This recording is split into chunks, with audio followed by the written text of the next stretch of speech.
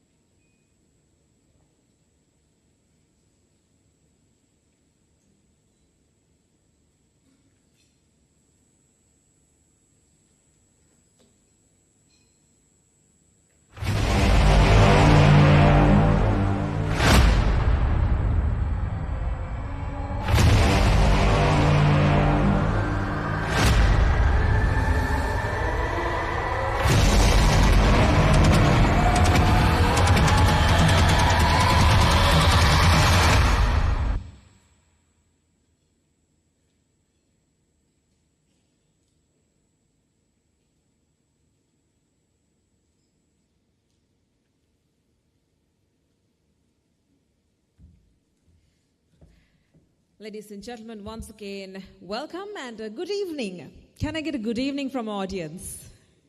All right. As I told, we have an entire room of engineers, and I saw a lot of Toastmasters, speakers. So yes, thank you very much. With that, let me take this moment to introduce our dignitaries whom we are deeply honored to be graced by the presence of this distinguished gathering of leaders, visionaries, and professionals who have made remarkable contributions across engineering industry, academia, and national development. So I would like to once again welcome and recognize our list of dignitaries for tonight. Engineer Tilak De Silva, Chairman of the Engineering Council Sri Lanka, Engineer SBGPC Sampath Bandara, the President of IIESL, Engineer Anand Gunawardena, President-elect IIESL, Engineer Anton Piris, past President of IIESL, Dr. Kishore Gomez, Chairman of Exterminators PLC, Group Managing Director and CEO of Dreamron Group, Engineer Deepal Vikramasinghe, Managing Director of Deepal Vikramasinghe Associates, Dr. Samantha Ratnayaka, Senior Faculty Member of the Postgraduate Institute of Management, University of Sri Jayawardenepura, Engineer Granny R. Jayalath, President of the Institution of Engineers Sri Lanka, Engineer Upali Ratnayaka, Chairman of the National Paper Corporation, Professor Chandana Jayalath, Chairman of the Construction Industry Development Authority, Engineer Ravi Nishankar, Chairman of the Industry Development Board, Major General Retired S.K. Thiruvanukurusu,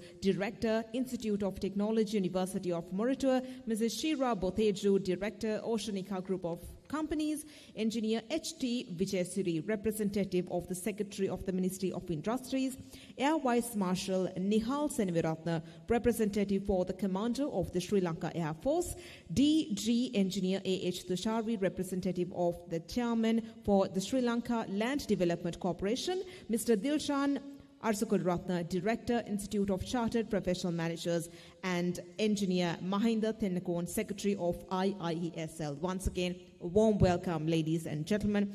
With that, to welcome all of you for this very special occasion, it is my absolute honor to introduce the President of IIESL, Engineer SBGCP Sampath Bandara. To give an introduction about the President, Sampath Bandaralage Gamagedara Tuvalabaya Piyathissa Sampath Bandara is the proprietor of CTM Industries and Trading Company, manufacturers and exporters of products to overseas customers, a student of St. Sylvester's College in Kandy, and had to make a choice between entering University of Peradeniya to pursue a degree in physical science or to follow National Diploma in Technology in the Polymer Engineering in University of Moratuwa. Deciding the latter, he has made him an industrialist. He passed out from the University of Moratuwa in 1991 and subsequently obtained the Certificate of Business Management from the Federation of Chamber of Commerce and Industry of Sri Lanka. Engineer Sampath Bandara began his professional career in 1990, serving as the production manager of Ceylon Sports Footwear Private Limited, a manufacturer and exporter of sports footwear to leading brands such as Barrett and Saxon in European countries. He joined Varna Exporters Private Limited as its general manager operations, a BOI project, manufacturing industrial brushes for exports to the United Kingdom, France, Italy, Canada, and the US. Served as the general manager of Daikin Industries Private Limited, which is another BOI project manufacturing rubber and coir-based products exports to Europe, Japan, and the US. Backed by years of industrial experience in all manufacturing functions, processes, quality control, customer relationships, and protocol for imports, export, engineer Sampath Bandara established his own company, CTM Industries and Trading Company, in the year 2012. Over the years, he has had extensive overseas industrial training on all processes. Since 2001, he has been a corporate member of the Institution of Incorporated Engineers Sri Lanka and became a fellow member in 2018. He has obtained the graduation certificates GCGI in Chemical and Process Engineering and in Engineering Management, both from the City and Guilds and Global Leader in Skills Development. He is also a fellow of the Institute of Chartered Professional Managers of Sri Lanka.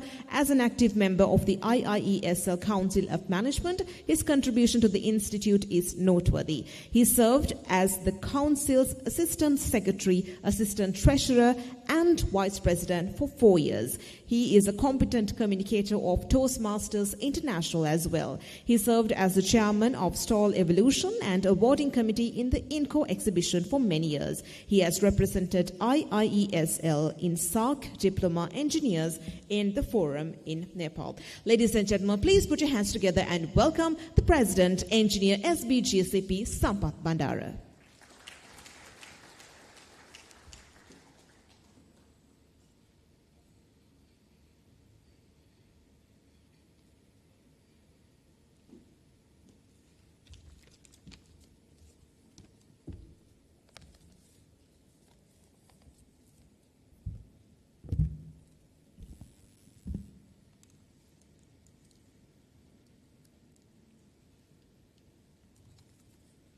Good evening to all of you.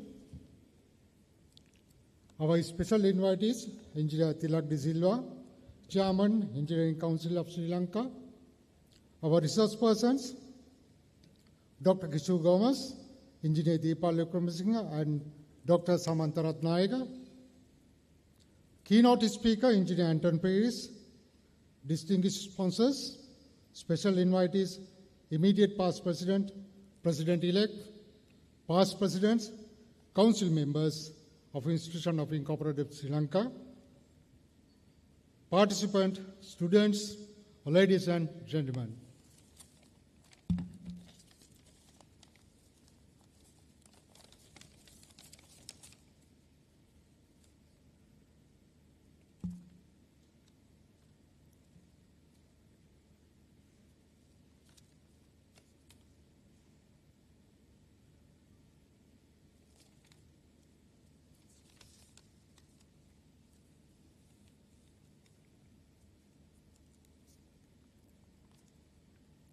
It is both an honor and privilege to deliver the welcome address at this prestigious forum Inco 2025, the annual technical session organized by the Institution of Incorporated Engineers of Sri Lanka.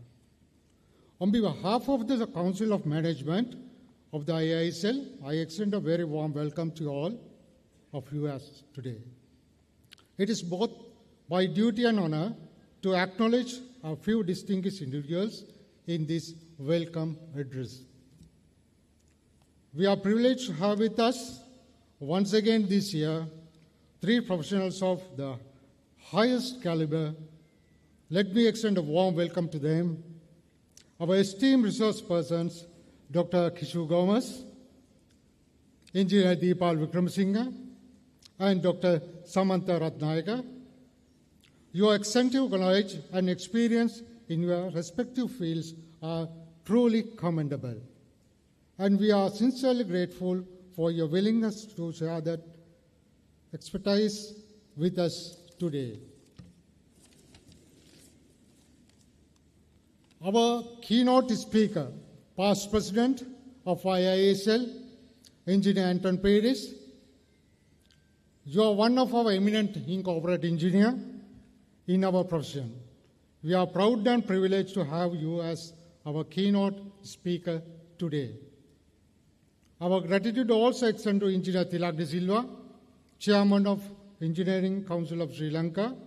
Thank you, sir, for your support and for being here with us today, sharing this important occasion. We look forward to your assistance to some of our issues. We extend our thanks to Engineer Pranee R. Jayalat, President, Institute of Engineers, Sri Lanka. Your support has significantly strengthened our endeavors.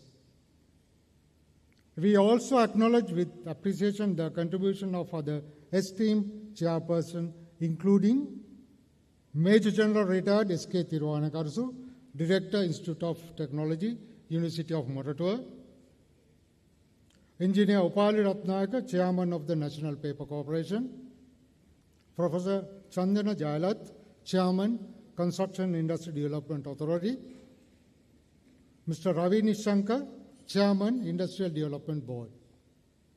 And also it gives me great pleasure to extend a special welcome to Mrs. Chitra Boteju, Managing Director, Oceanica Group of Companies; Mr. Dilshan Asakulratna, Director, Institute of Chartered Professional Managers; Air Vice Marshal Nihal Seneviratna, Representative for the Commander of the Sri Lanka Air Force; Engineer S.T. Vijayasiri, Representative for the Secretary of the Ministry of Industries.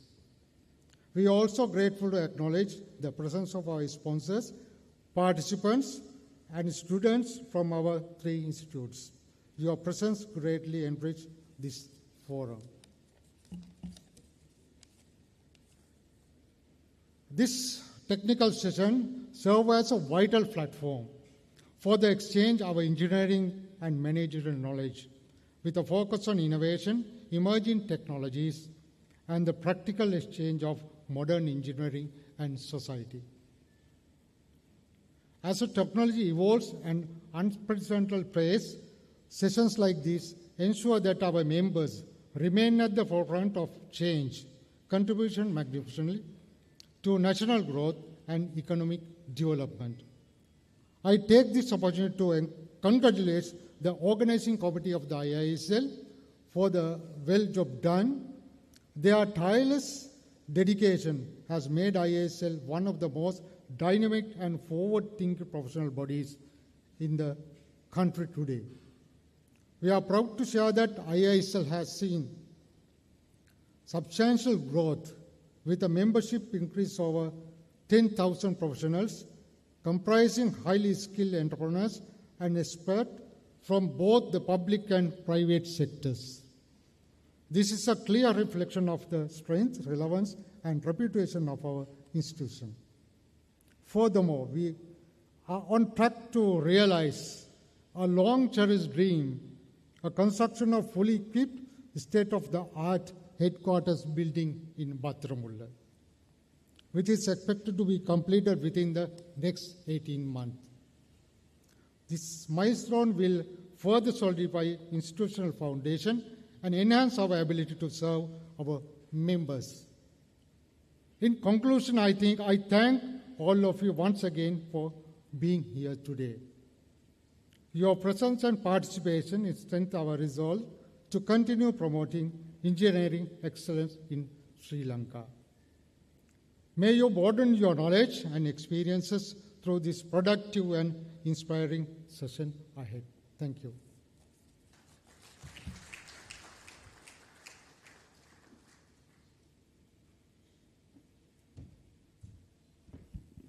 Thank you very much, Mr. President, for setting the tone for what promises for this very enriching evening. Next up, it is my absolute honor to introduce our keynote speaker for the evening, and that is Engineer Anton Pires. Engineer Anton Pires brings over 45 years of extensive experience across both public and private sectors, working in diverse industries locally and internationally. After serving as CEO of Electroserve Private Limited for 3 decades, Engineer Pires transitioned into training to share the wealth of knowledge he had acquired. He is a member of the Institution of Engineering and Technology UK and a registered member of the Engineering Council UK and Sri Lanka. He is also a fellow and past president of the Institute of Incorporated Engineers Sri Lanka, the charter president of the IIESL Toastmasters Club, and a competent communicator.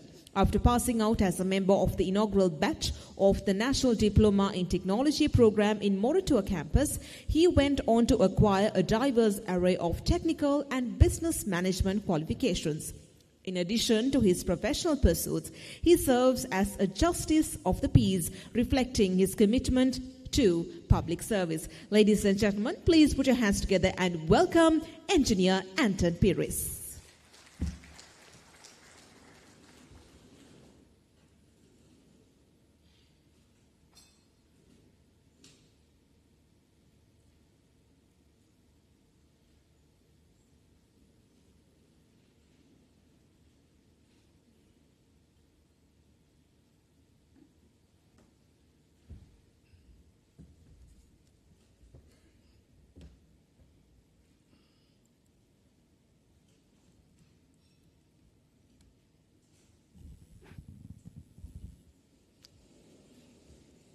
President, President-elect, past presidents, and the council members of the Institution of Incorporated Engineers Sri Lanka, distinguished guests, esteemed colleagues, and fellow visionaries.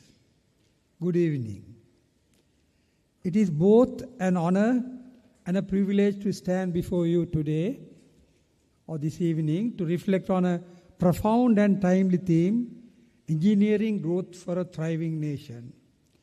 This theme is not merely a title, it is a call for action, a vision, a shared responsibility, and ultimately a celebration of the transformative power of engineering in shaping a nation's destiny.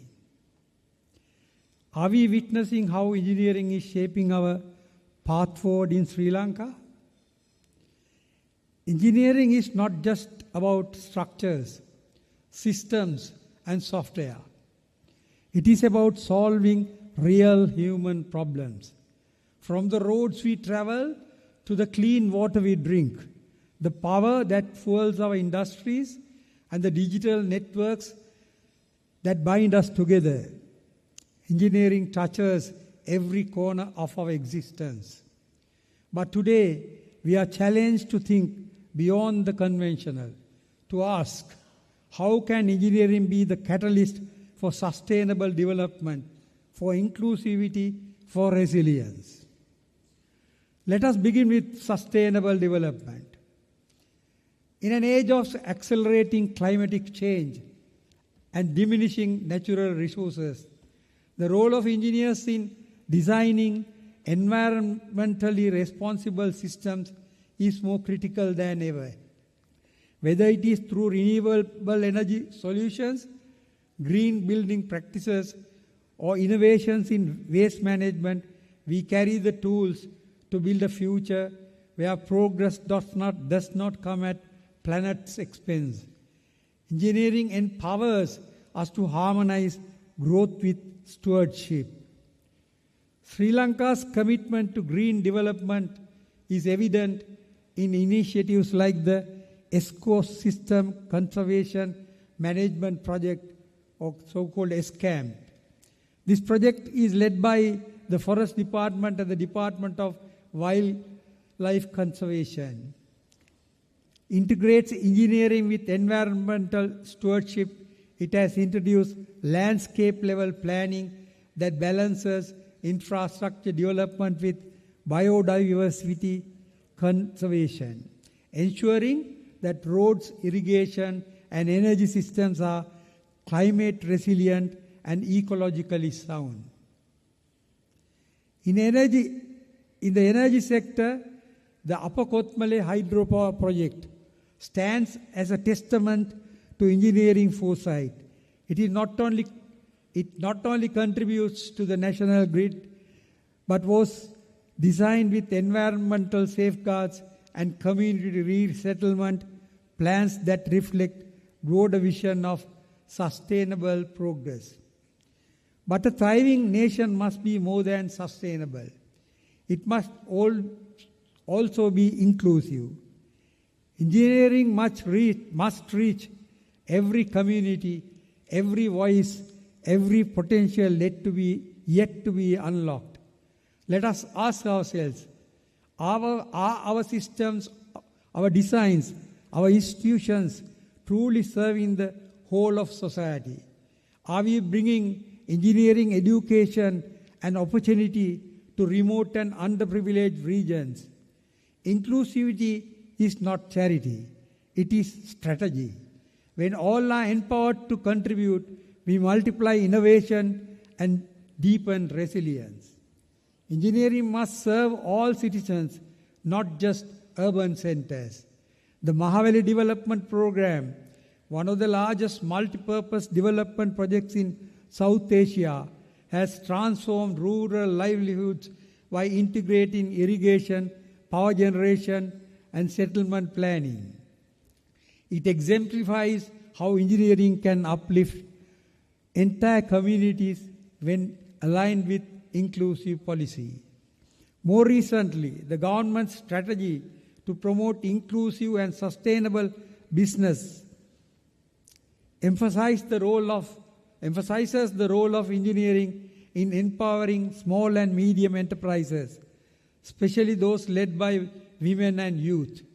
These businesses are being supported with access to digital tools, training, and infrastructure, ensuring that innovation is not confined to Colombo but reaches every province. Towards more inclusive and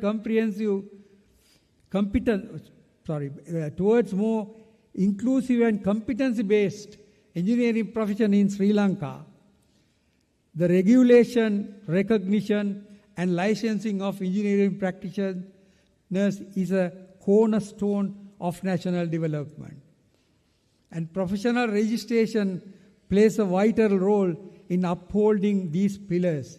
Yet, over the 5 years since the establishment of Engineering Council Sri Lanka, IIESL, the process of defining roles, responsibilities, and competencies across engineering categories remains incomplete. The prolonged ambiguity risks undermining professional integrity and stalling progress, especially when many of our international counterparts have established clear, functioning frameworks. Fundamental concern lies in the current structure of IIESL registration, in my opinion, which includes individuals who possess only academic qualifications alongside experienced professionals such as chartered engineers, incorporated engineers and engineering technicians. Without competency-based benchmark or transitional pathways, this conflation blurs the lines between academic potential and professional readiness, weakening the value of registration as a trusted standard. Equally troubling is the emergence of an artificial hierarchical mapping of practitioners, labeling them as belonging to top, middle and bottom tiers. Such stratification is not only unsupported by the Engineering Council Act of Sri Lanka, but also counterproductive. Engineering is inherently collaborative, with each category of professional capable of performing their role independently and effectively. Hierarchy may naturally arise in large-scale project coordination, but it should never be used as a mechanism for social or professional discrimination. The United Kingdom offers a commendable model through its UK Standard for Professional Engineering Competencies, what is called UK SPEC, which clearly defines professional categories based on role-specific competencies rather than academic prestige. This framework fosters mutual respect among chartered engineers, incorporated engineers, and engineering technicians, each valued for their distinct contributions.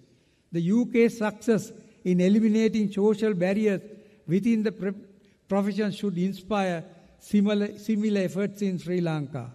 Furthermore, professional unity demands that we support initiatives like the long overdue conversion of establishing engineering diplomas into degree-level qualifications. In the UK, the transition from higher national diploma, HND, to recognized bachelor's degrees has elevated the status of thousands of practitioners and enhanced the international mobility. Sri Lanka must adopt similar approach, empowering diploma holders not only with academic parity but with institutional recognition they deserve. At this pivotal moment, the engineering community must speak with one voice. We must resist divisive bombast and campaign a professional culture built on inclusion, competency, and dignity for all. Only then can we truly elevate the engineering profession in Sri Lanka to meet both local aspirations and global standards. Speaking of resilience, this quality is the cornerstone of national strength. The global pandemic, natural disasters, and socio-economic disruptions have taught us that resilience is not a luxury, it is a necessity. Engineers are uniquely positioned to insert resilience into every layer of society, from disaster-proof infrastructure and climate-adaptive agriculture to cyber-secure systems and strong healthcare technologies. Our discipline must not only solve today's problems, but anticipate tomorrow's shocks as well. And then there is resilience. Sri Lanka's vulnerability to natural disasters has made resilience a national priority.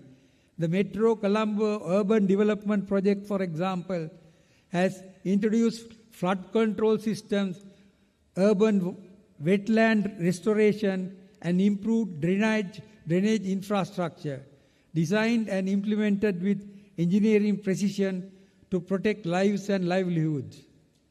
In agriculture sector, the climate smart irrigated agriculture project is helping farmers adapt to erratic rainfall and water scarcity.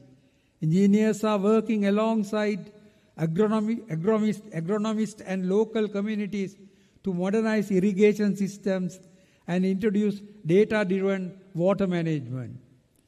They are not isolated efforts. They are part of a broader movement, a movement where engineering is not just about technical excellence, but about national transformation. So as we reflect on shared responsibility, let us recognize that Sri Lanka already holds the blueprint for a thriving future. What we need now is scale, integration, and sustained collaboration between government, academia, and industry. Because we engineer growth in Sri Lanka, we are not just building infrastructure. We are building equity, resilience, and hope.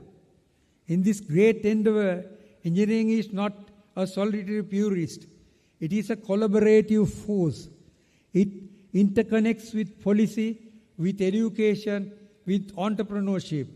Our challenge is to break silos, to communicate across disciplines, to innovate across boundaries, and in doing so, we help chart a new course, not just for economic progress, but for human dignity and collective well-being. Let me take a moment to reflect on what engineering a thriving nation is, truly means. It means harnessing the power of knowledge, discipline, creativity to lift people out of poverty, to provide clean energy to a distant village, to enable disaster response that saves lives.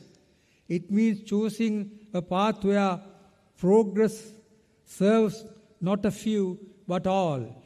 It means remembering that every line we draw, every wire we connect, every code we write can be an act of service, a step towards justice, and a mark of hope. So as we gather here this evening, engineers, educators, leaders, dreamers, let us commit ourselves to that noble cause. Let us embrace the challenges of our time, not as burdens, but as invitations to innovate, include, to endure, and to thrive. Because engineering is not just about building bridges, it is about building futures. Thank you. Over to you, Rochelle.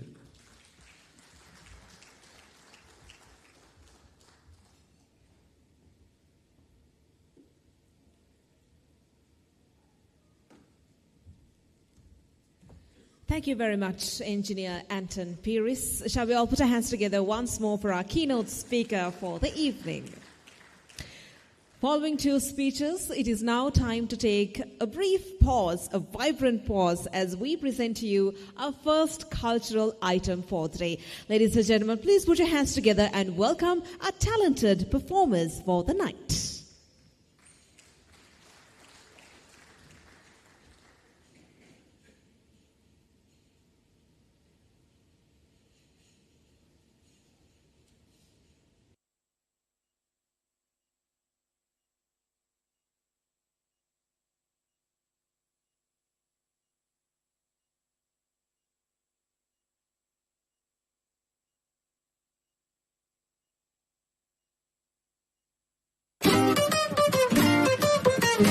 Oh, me love it, yeah, yeah. I'm alone, yeah. I'll replay this moment for months, alone in my head, waiting for it to come. I wrote all your lines and the script in my mind, and I hope that you follow it for once. I imagine myself inside in a room with platinum and gold eyes, dancing, catch your eye, you be mesmerized, oh. Find the corner there, your hands in my hair, finally we're here, so why? Saying you got a flight, need an early night, no, don't go yet. Oh yeah, don't go yet, don't go yet, oh yeah, don't go yet, don't go yet, oh yeah, don't go yet, don't go yet. What you leaving for when my night is yours, just a little more, don't go yet. Cause I wore this dress for a little drama, and I bet that you think that you know, but you don't, baby, come to mama. I get what I want when I want, and I get it how I wanna, and I want you, baby, gotta get you, baby. We find the corner there, your hands in my hair, finally we're here, so why? Say you got a flight, need an early night, no, don't go yet. Oh yeah, don't go yet, don't go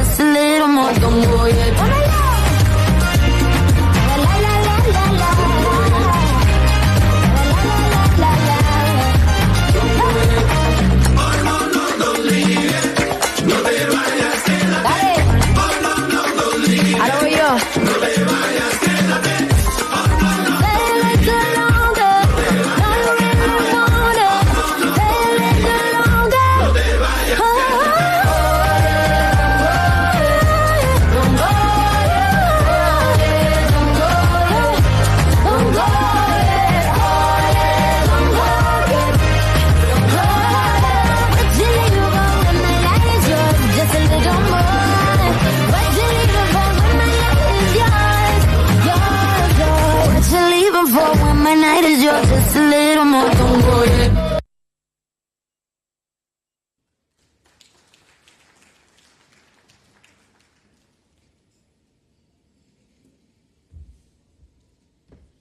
I think that performance really did add to the energy that we all needed. Shall we put our hands together once more for our Latin dancers tonight?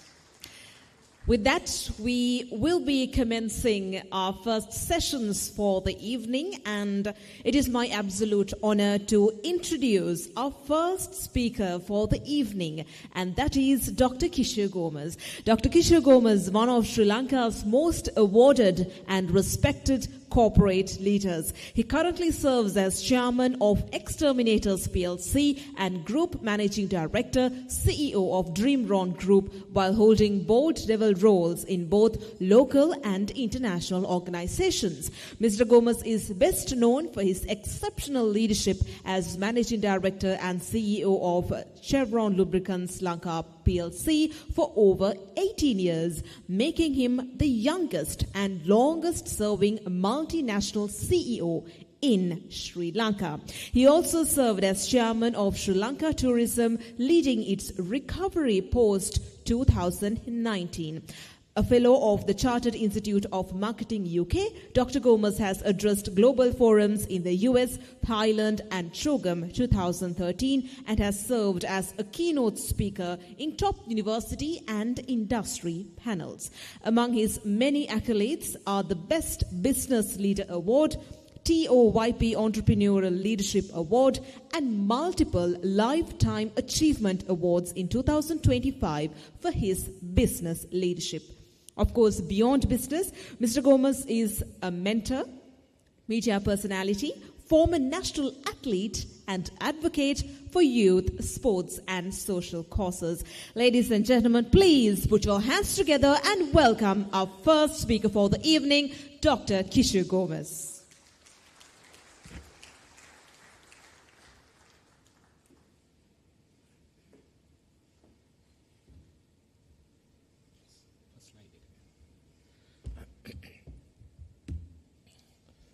I must confess that I came from the hospital and I had to go back to the hospital. I was seriously ill last night, so early this morning, together with my wife, I went to Lanka hospitals. A consultant doctor who checked my reports said that I should get admitted. I actually got admitted. I was in the hospital till 1:30, went home, put a change, and came here. I had to give one promise to the doctor that on the way back home, I will drop by at the hospital to check the other reports, and depending on how the reports look, she will decide to, put me back in the hospital or let me go home. This is an invitation I accepted several months ago, and I just could not, say no to it. I mean, there's a commitment you give and you got to, honor them. So I, made a decision for myself. If I am alive, I will be here. I mean, I've had so much to do with this great organization over the past 2 decades or so, an organization that's close to my heart. It's lovely to see Mrs. Chitra Boteju in the audience. We've had so much to do, together over so many years. So with that, you will not see the usual rhythm in me today. Pardon me for that. Most of you who have seen me before, would see a difference, but that is inevitable. I told the doctor, make me speak this afternoon for 40 minutes, and what happens thereafter is immaterial. So she gave me some very strong medicine, and some puffs and nasal drops and all of that. So that's why I'm able to speak like this. But in the morning I couldn't speak. I could hardly walk. I could hardly stand up. But anyway, there is a title that I've given to the presentation, Navigating Modern Day Challenges to be an Unbeatable Professional. Right. So we obviously represent many different disciplines. Most of you are engineers, but you run different businesses, you do different professional jobs, and some are not young, some are young, but with one common expectation. We as Sri Lankans expect a better tomorrow. So I'm going to tell you that there will not be a better tomorrow. So that's the number one realization that we as professionals need to have in terms of approaching the future. There was a very nice statement made by the previous speaker. He said engineering is not about building bridges, and it's about building futures. Very, very nice statement.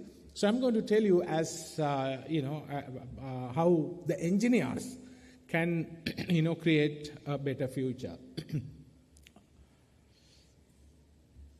Right. Many of you blame the politicians for basically not building the right economy in Sri Lanka. Leave politics aside, let's focus on some of the economic factors. The 3 decades of war obviously busted about 30 billion USD. Not many people talk about it now, but good thing is that despite these losses, there were years when the country recorded 7% GDP growth, 6% GDP growth. So things were, still happening. Tsunami, there are different numbers being, thrown out, but my estimation is that the country lost about 5 billion USD. East attack, this took place when I was heading Sri Lanka tourism. Certainly country, lost more than $5 billion. And then came the COVID impact. It lasted for 2.5 years. It came, it went, and came back again, and, it was going through different cycles. Country lost about 15 billion USD. Economic crisis, the famous popular Aragale. I was the only one who did not support it, I believe. And it's not due to any political reasons, but due to economic reasons. So obviously, country lost about another 5 billion. It lasted for more than 6 months. And as the previous speaker said, we have natural disasters, and we have drought, and we have floods every single year. You're sure to have a drought and floods. Lack of productivity of the workforce is something that we are all talking about. Factors and consequences and impacts. These are some of the reasons as to why Sri Lanka got into the economic mess Sri Lanka is in today.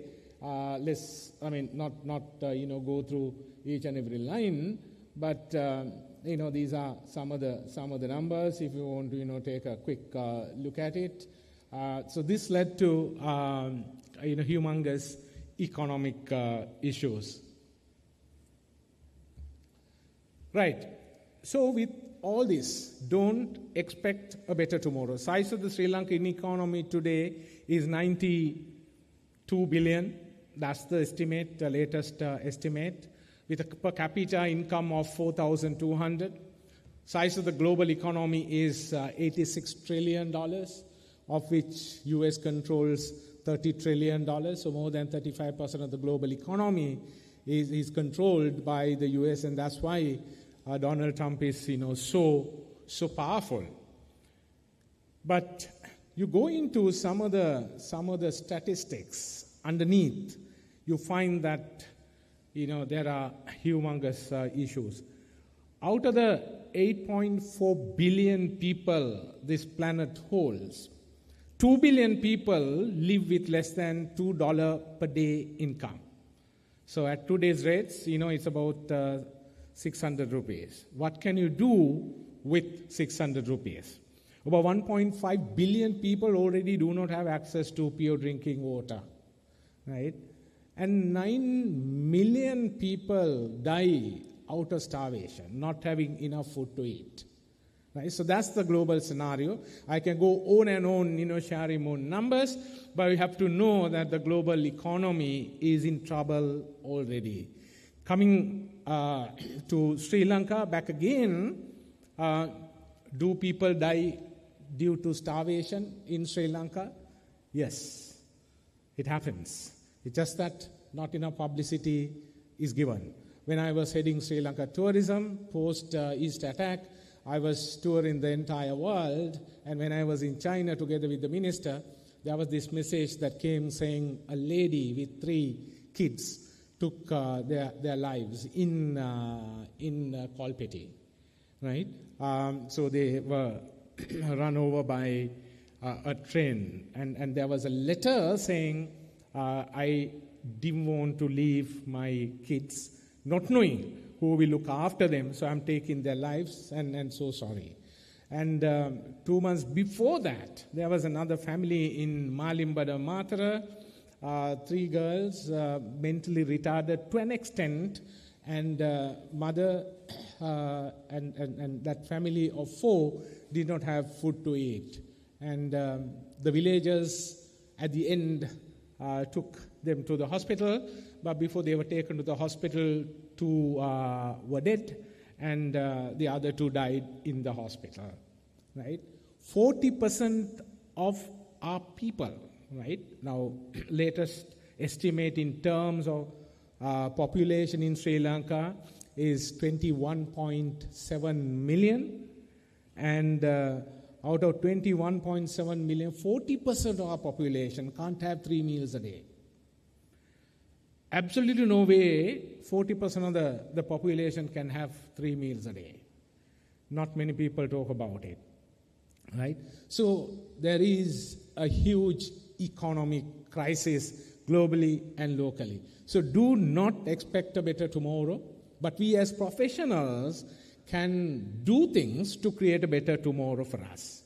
And you're here today to talk about how engineers can make that happen, and I'm here to share my almost 35 years of global experience and local experience in trying to sort of provide some perspectives which the engineers can use. So number 1 is love what you do. Love what you do. It may be that you have made a decision to move on, and you may think that it's not the best right organization for you currently, but until the time you leave an organization, right, love that organization. Think that that's the best organization in the world. Why am I saying it? Because if you love and tap into the innate capacity you have, you are then able to leave an organization as a star performer. And if you don't do that, if you don't love what you're doing, the day you leave an organization or decide to move on, get into a new business, people will say, yeah, good that it happened that way, right? So if you are keen to perform as engineers or as medical fraternity or any other discipline, right, you got to love what you do. Love what you're doing and love the organization you're working for. Love the business you're leading. Love the business you own. And this is a very fundamental human quality one needs to have to be able to be the best competitor you can be. Right. So all of us want a better tomorrow, and we want a greater success. Obviously, as normal human beings, we expect obviously a better tomorrow. But the question we got to ask ourselves is, am I competitive enough? What are my competitive advantages to be able to be a better performer, to be able to be a star performer? So if you do not have competitive advantages, don't blame others. Don't blame others.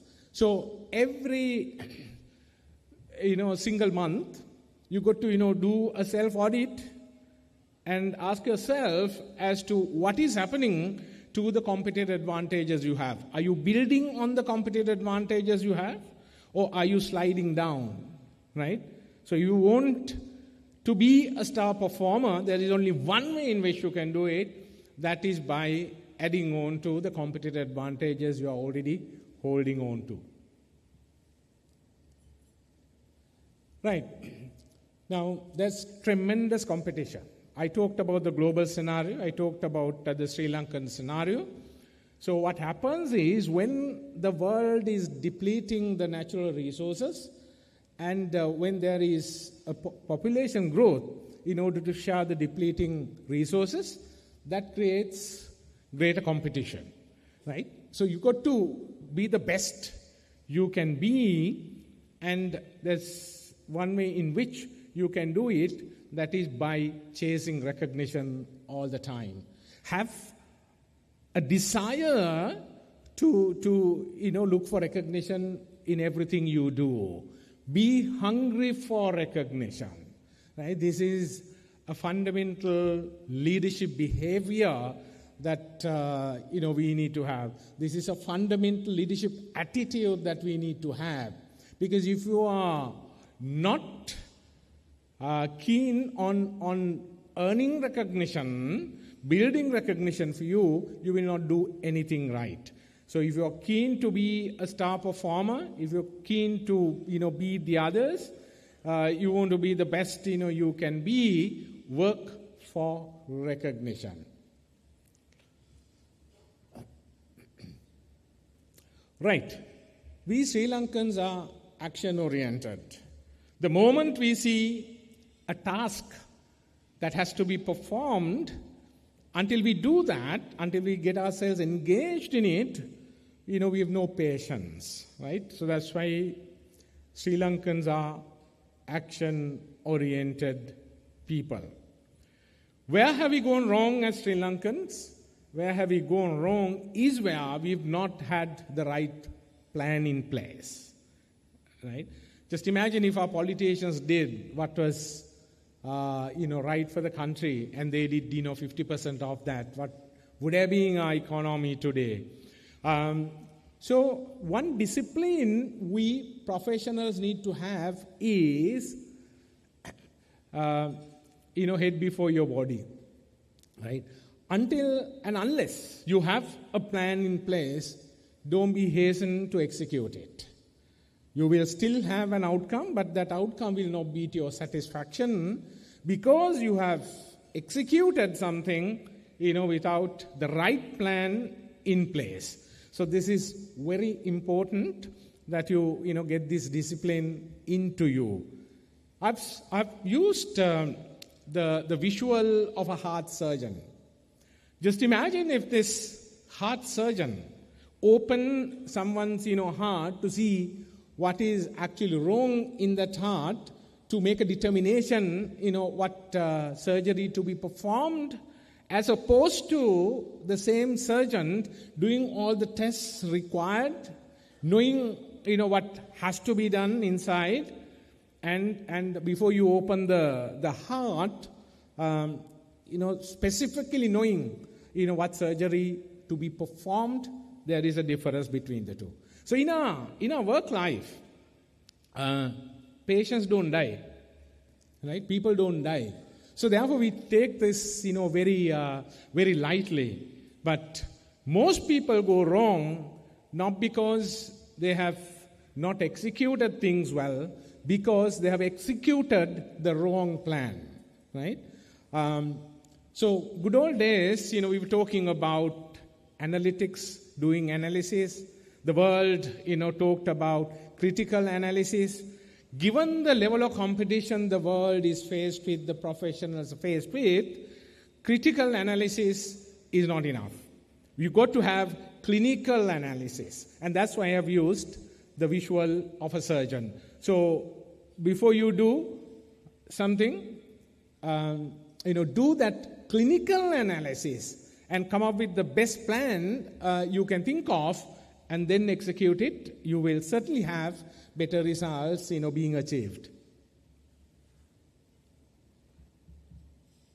Right. I, as a professional with 3 decades of experience, working literally for the whole world, I make a statement saying solution is easy. Solutions are easy. The difficulty is in being able to understand what the problem is.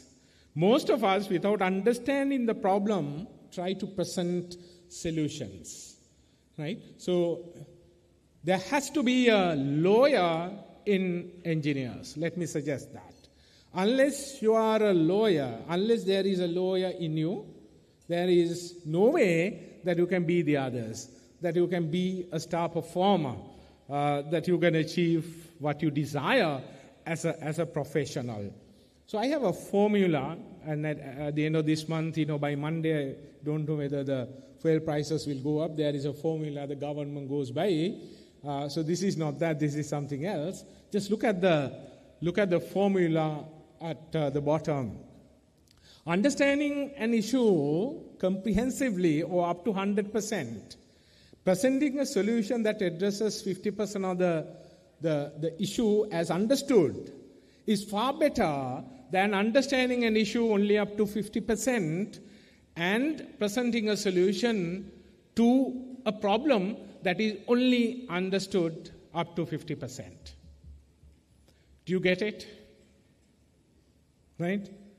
I don't mind, saying that in Sinhala as well, so that, you'll better remember. Prasnak 100ක් නිවැරදිව අවබෝධ කරගෙන 100ක් නිවැරදිව අවබෝධ කරගත්ත ප්‍රශ්නෙට 50ක් සාර්ථක විසඳුමක් සපයන එක වඩා සාර්ථකයි ප්‍රශ්නයක් 50 මට්ටමට පමණක් හඳුනාගෙන 50 මට්ටමට හඳුනාගත්ත ප්‍රශ්නයකට 100ක් සාර්ථක පිළිතුරක් දෙනවට වඩා. Sometimes, we are able to better retain these things, when it is presented in the local language. This is an attribute, this is a capability, this is a competence all senior professionals need to have, right? So develop that lawyer in you, solutions will naturally come.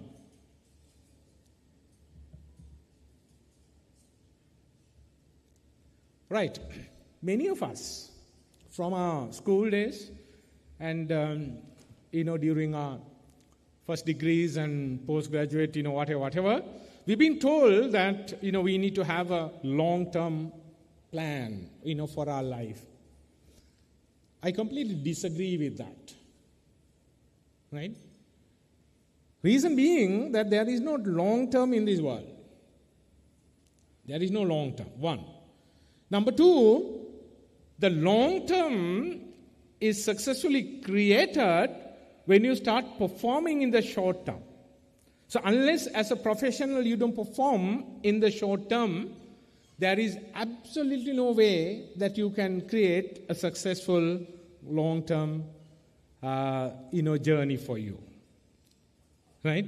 So while, yes, though, I said all what I said, having your vision, your ultimate goal is fine. You store it in such a way where you can, retain and retrieve it, but work on achieving short-term success.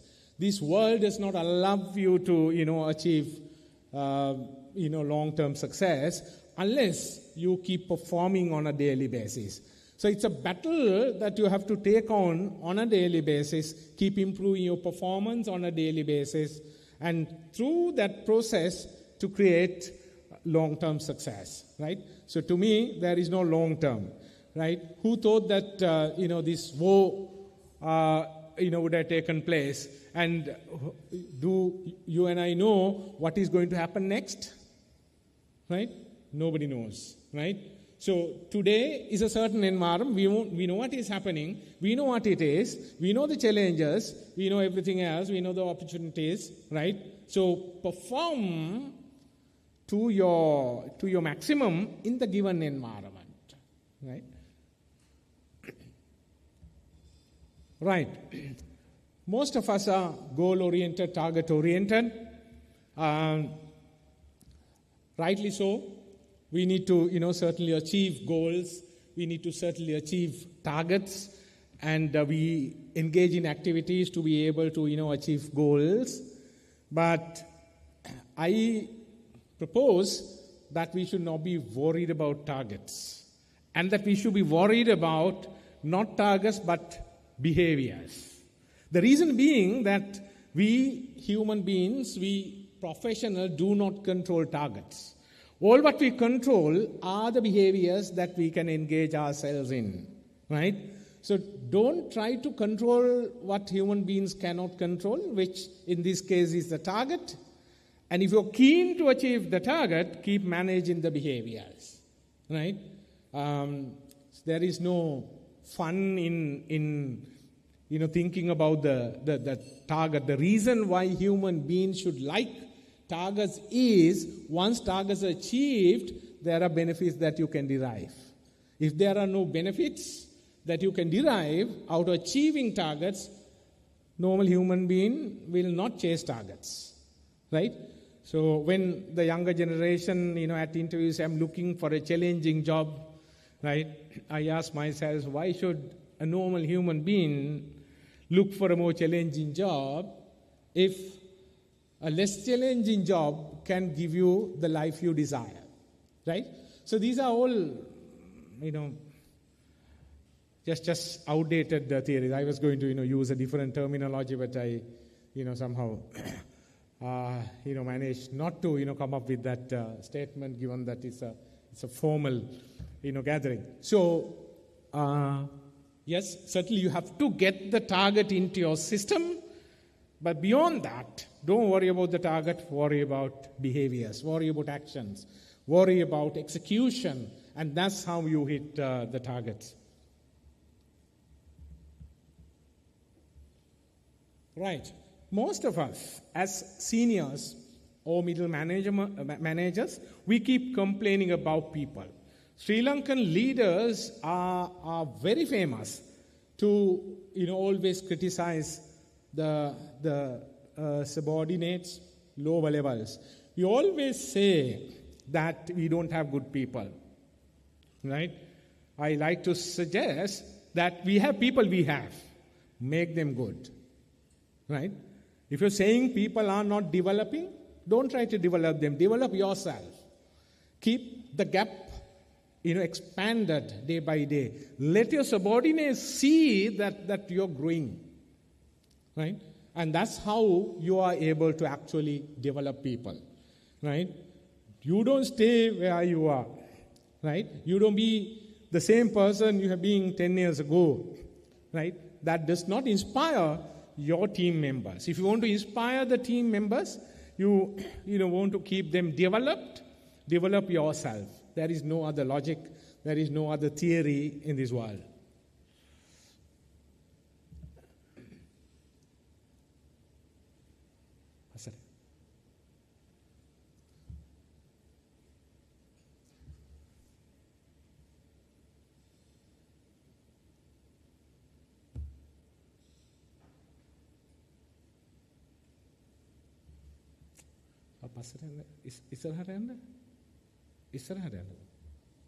Communication slide. Right. Communication is extremely important for any leader in the world. The reason why we are a poor nation in respect of communication is because we have misunderstood what communication is all about. The moment the word communication is heard, our mind goes to the language. People are waiting until they, become proficient, in language to communicate. Language, to me, is one medium we professionals can use in order to communicate. But communication is a much broader subject. The world economy thrives on communication. I did say at the beginning that size of the global economy is $86 trillion, and US controls 30% of it, 35% of it. 30 is the size of the US economy. What do they manufacture? What do they do? They only come up with brands through communication. They build brands, and they add economic value to the country. That is why we use all the US brands that we're using, right? Mobile phones to, everything else that we use. The food we eat, right? Now, chicken is produced in Kuliapitia. When it is sold through Pilaus, you can, fetch a price of maybe 1,500 rupees for a roast chicken. When it is sold through an American brand, America is able to fetch 6,000, 7,000 rupees. What have they done? The chicken is from Kuliapitia. Same chicken, right? It's communication, right? The Apple phone that most of us, love very much. If you look at the cost of manufacturing, by the way, 22 countries are, manufacturing different gadgets for the iPhone or more than 22 countries. The cost of manufacturing would be just 10%. 90% is communication.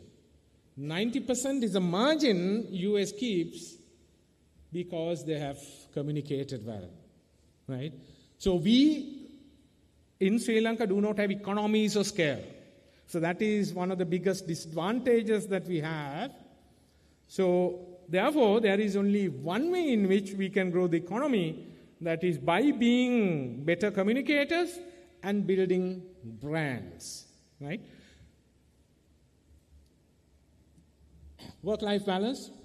There are theories in the world, and I totally disagree with work-life balance, right? There's absolutely no way a normal human being can draw a line between personal life and official life, right? There is absolutely no way. Theory can advocate anything under the sun, but I totally disagree with this. What professionals can do is, you can integrate both and enjoy both, so that you will not feel tired, you will not complain, right? You work at home and you do your personal things in office, and that's what you do anyway, right? We are bullshitting ourselves by using this theory, but practically there is absolutely no way you can draw a line, right? So if you are a professional thriving for greater success, integrate both, and that's what I have done, right? And I'm addressing this forum now, and I've undertaken another commitment tomorrow morning in Ratmalana, talking to the newly appointed Lions Club, seniors. It's a workshop, and hope I'll be fit enough to, go there as well. It's this my Saturday, and I don't get paid for any of these things that I do, but I want recognition, and therefore I undertake, right? I never knew that I would, fall sick to this extent today, but I'm here and hoping to be there tomorrow as well, right? So this is what you can practically do. Learn from success. We've been told, from our childhood, learn from failure. I have no issues in someone trying to learn from failure, but with my long years of experience, I suggest that there is more learning from success, right? So same way you do post-mortem when you, fail, do post-mortem when you succeed as well. Because unless you learn from success, you will not be able to repeat success. Absolutely no way, right? So just think about it. Right. In terms of developing yourself, right, world is becoming more competitive, and you can be the best professional today. You can have the best competitive advantages, but somebody will come and beat you, right? Younger generation is smarter than, my generation, right? My two sons are much smarter than me, right? I can have, dialogues with anyone in the world, but not with my two sons, right? Mrs. Chitraboteju, knows it, right? So they are sharper. They need certain things developed in them to take the country forward, but don't take anything for granted, right? Tomorrow, somebody will come and beat you. If it does not happen, then, it's due to some unexpected or, whatever. But, your position is being challenged on a daily basis, right? So if you're keen to develop yourself, I suggest this. Do only if you can't do it. Don't do if you can do it. Because as long as you do what you can do, there will not be growth in you. Because to do what you have done or what you do, you use the knowledge you have, the skill you have, the talent you have, the competencies you have, everything you got in you. And by using what you got in you, there will not be growth in you. You will remain at the same level. The growth comes when you tell yourself that you want to achieve something bigger, a higher level that you have not achieved, or lay your hands on something new. And, that way to expand your horizons, expand your capacity. So I suggest, if you're keen to be a more successful professional, do only if you can't do it. Don't do if you can do it. And that's how engineers can build better futures. Yeah, so that's it in terms of monologue. I'm sorry, I will not be taking any questions, and hope I made sense this evening. Thank God I did not have that much of a difficulty. I had breathing difficulties inside, which you didn't see. So I'm glad that I managed to speak for 40 minutes that was allocated. And I wish every one of you a better tomorrow. But better tomorrow is not something that will be gifted to you. Better tomorrow is something you will have to together create for yourself. 40% of our population is looking up to you for the life they deserve. So have a feeling for them and do what it takes to offer them the life they deserve. And then you can be a satisfied professional, and that's what I try to do day in, day out. Thank you very much.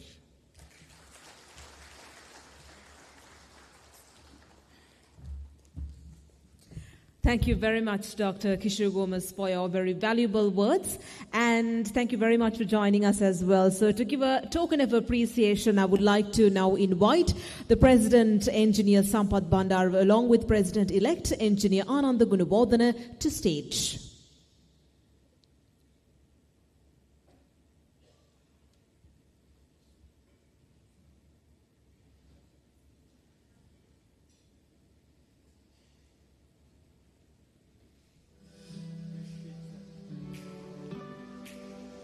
Ladies and gentlemen, please put your hands together for Dr. Kishore Gomez, who joined with us despite the health challenges he was facing just today.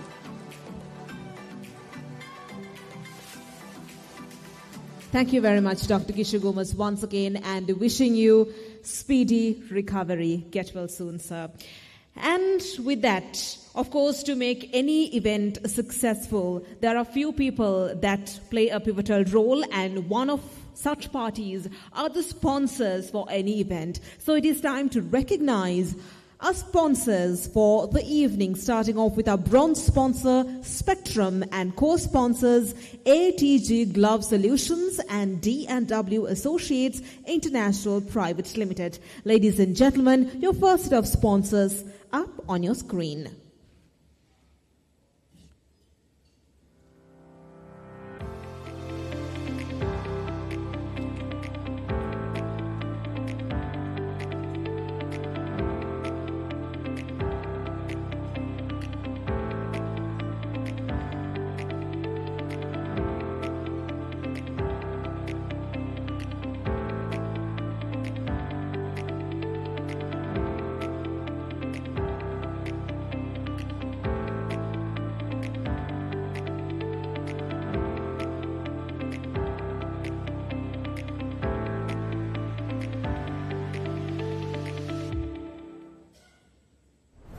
In 1992, our design innovation pioneered the art of manufacturing safe industrial gloves.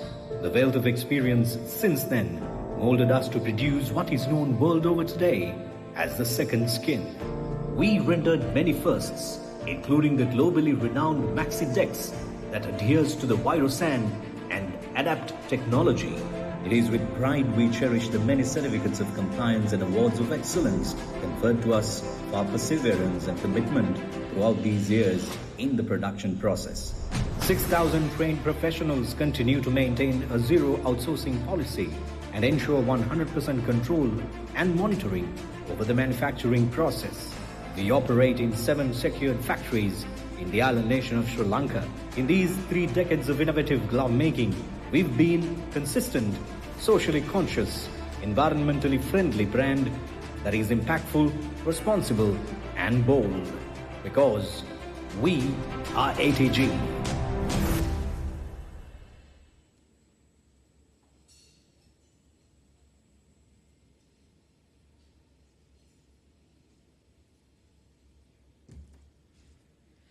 Ladies and gentlemen, shall we put our hands together for our sponsors for joining us this evening?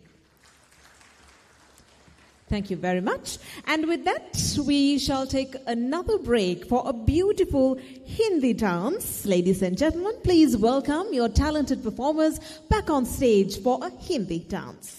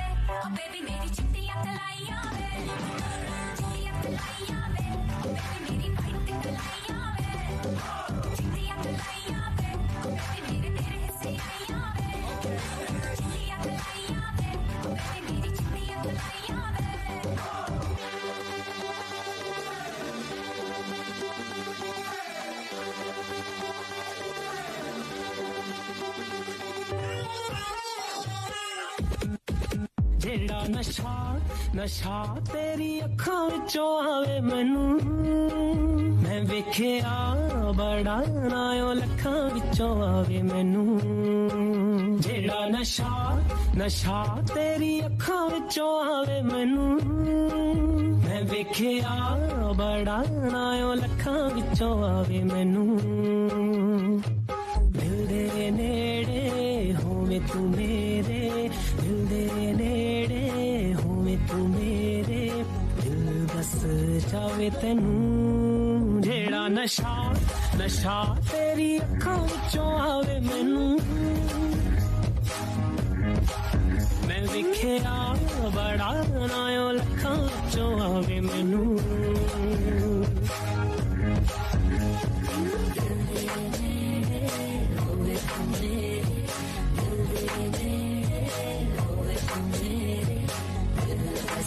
Ciao then जिन्ना बेरा तेरे शक्ल विचों मैनू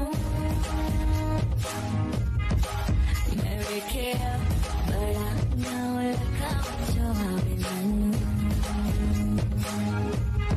मैं वेखिया बड़ा नाल लखां विचों मैनू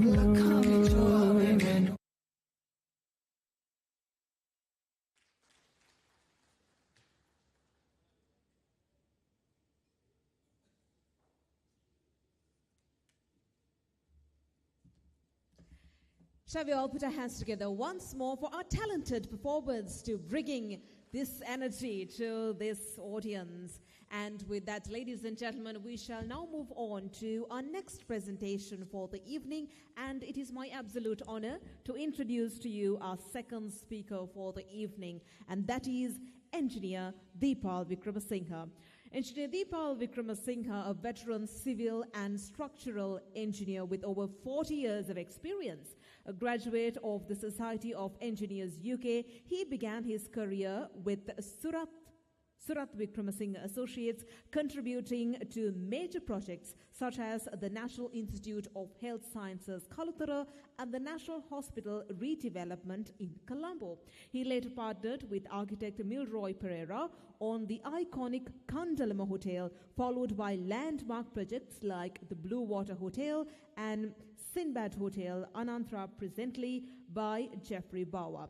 In 2000, he founded Deepal Vikramasinghe Associates, delivering structural solutions for high-profile projects including Altair, Shangri-La, Ritz-Carlton and Four Seasons, Intercontinental, Banyan Tree, Bulgaria, and several resorts in Sri Lanka and the Maldives. Today he presents on the restaurant conversation of the Bentota Beach Hotel, a groundbreaking project here in Sri Lanka. Engineer Vikramasinghe is a fellow and member of several esteemed professional bodies, including IIESL, IET in UK, SSESL, and CPM. Ladies and gentlemen, please put your hands together and welcome Engineer Deepal Vikramasinghe.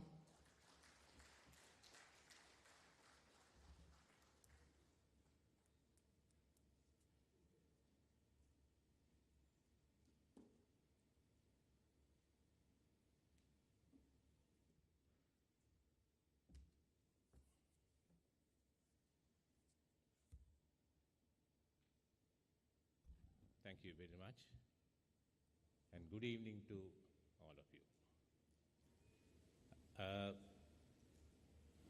We previously talked about the economy of the country. Now we'll switch on to architecture and engineering. Most of you all are engineers. I hope it will be interesting to you all. The topic I'm talking today is restore conservation of Bentota Beach Hotel, which was first built in 1967 and rebuilt in 2017.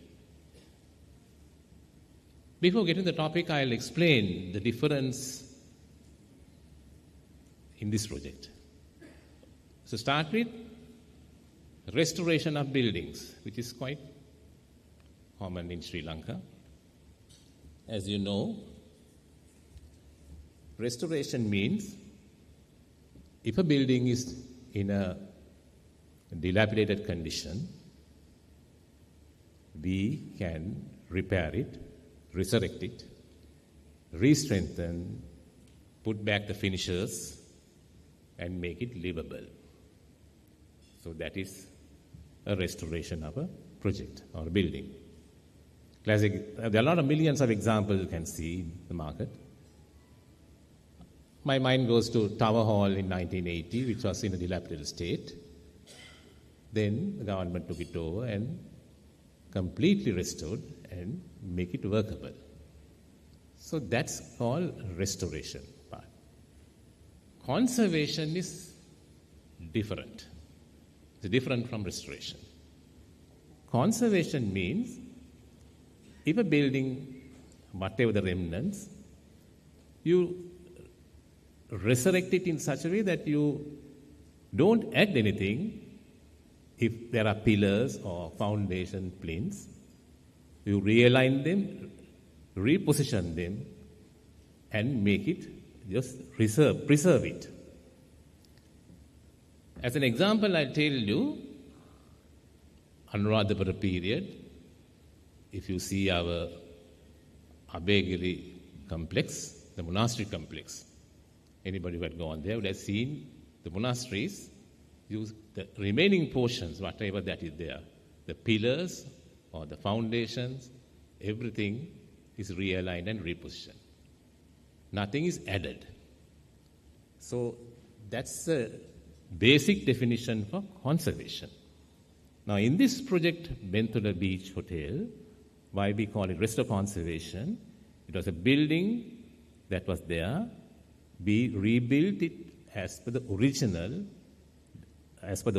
plan, and also used all the material except the skeleton of the structure.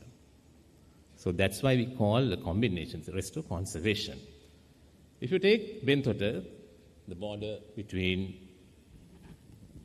Western Province and the Southern Province, and the project is bounded by the Bentota River, and this photograph and the plan is hand-drawn 1967 by architect Jeffrey Bawa's office, and this old photograph is again taken in 1969 after it was completed.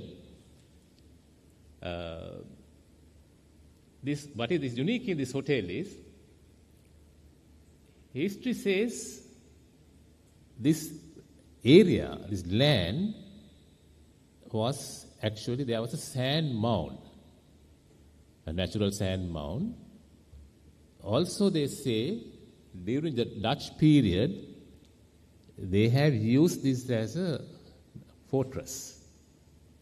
So architect Jeffrey Bawa had this behind his mind that it was a fortress, so certain features of this hotel also depicts a fortress. And Jeffrey Bawa is a person who never went and leveled a site or cut earth and do any destruction. He generally believed in maintaining what was there and building around it. Even famous project Kandalama, I was involved in that. There again, he built it on the slope. Nothing was cut, nothing was leveled except for the entrance area. Right, now here, what Bawa did is a unique thing. If you see the left-hand side, there's an old plan. If you see the old plan, what he did was, the sand mound that was there, he first retained it by a retaining wall. Right round. I don't know whether the cursor can go there. Show that retaining wall that he has built. Is it possible?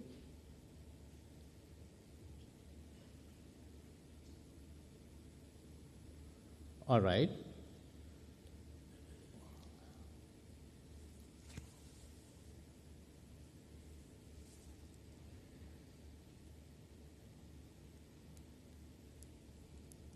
Pointers also won't work. Anyway, I'll just go and explain to you.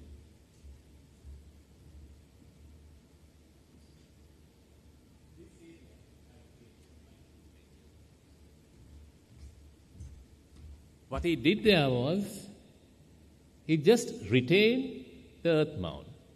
And below that, below the retaining wall, he designed a corridor which acted as a service corridor to the staff to go around. So that is sort of a below ground level situation. Now, the two wings you see on the left and right hand side, they were designed as like bastions. And the photograph, if you can take the photograph again, if you see there on the left and right hand corners, you see these bastions. And can you see that on the retaining wall, you get the openings, which acted as a sort of fortress at the lower ground level of this hotel.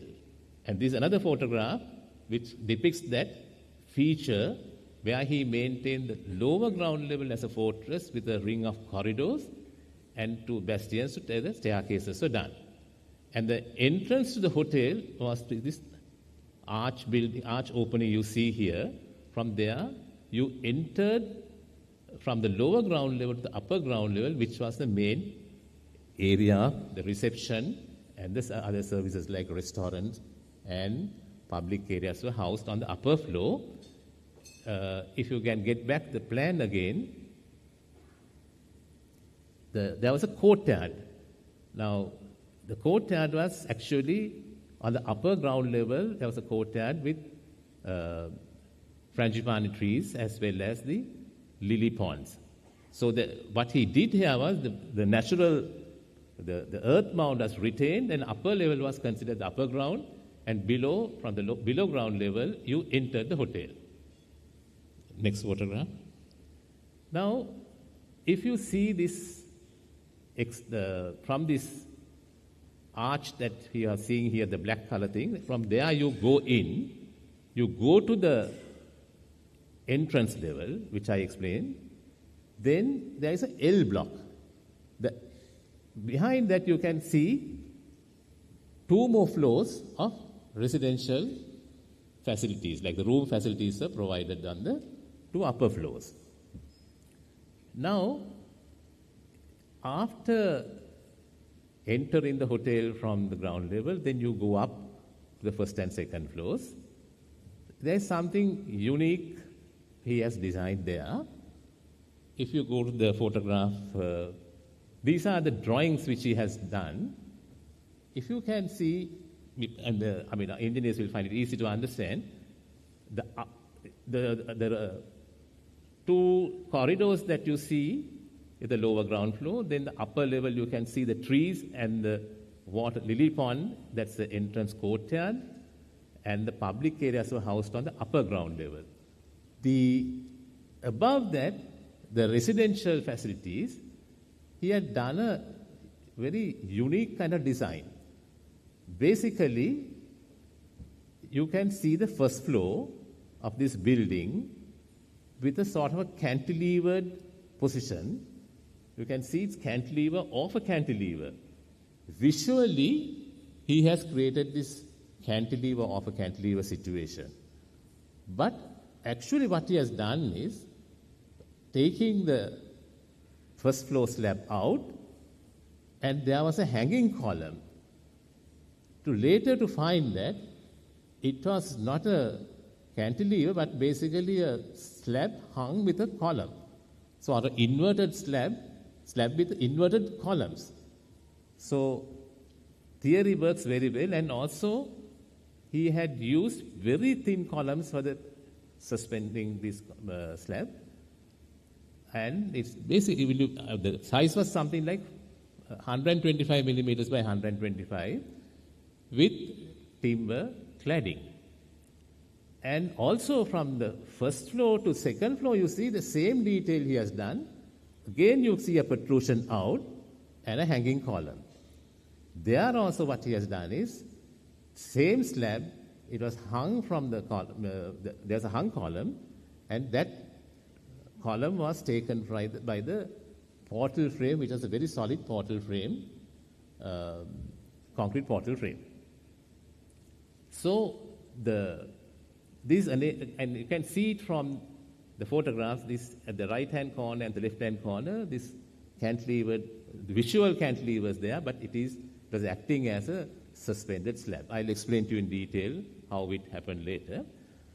This hotel had a single-story wing also, which had about 35 rooms, the 2-story block plus the single-story. And this is the old aerial photograph of that Bentara Beach Hotel. The Gaul Road is there, the railway track, Bentara River, and the hotel. Now, Mr. Bawa is a very clever architect. At a time, there was no imported materials was available in the country. He used polished cement floors, granite stones, cut and polished granite stones, and copper tubes for handrails, and terracotta tiles for wall paneling and floor. And very interestingly, in the 1967, he used a batik ceiling.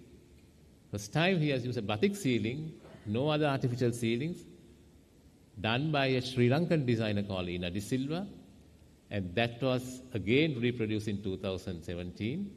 I can show you at a later stage. And to stiffening the handrails.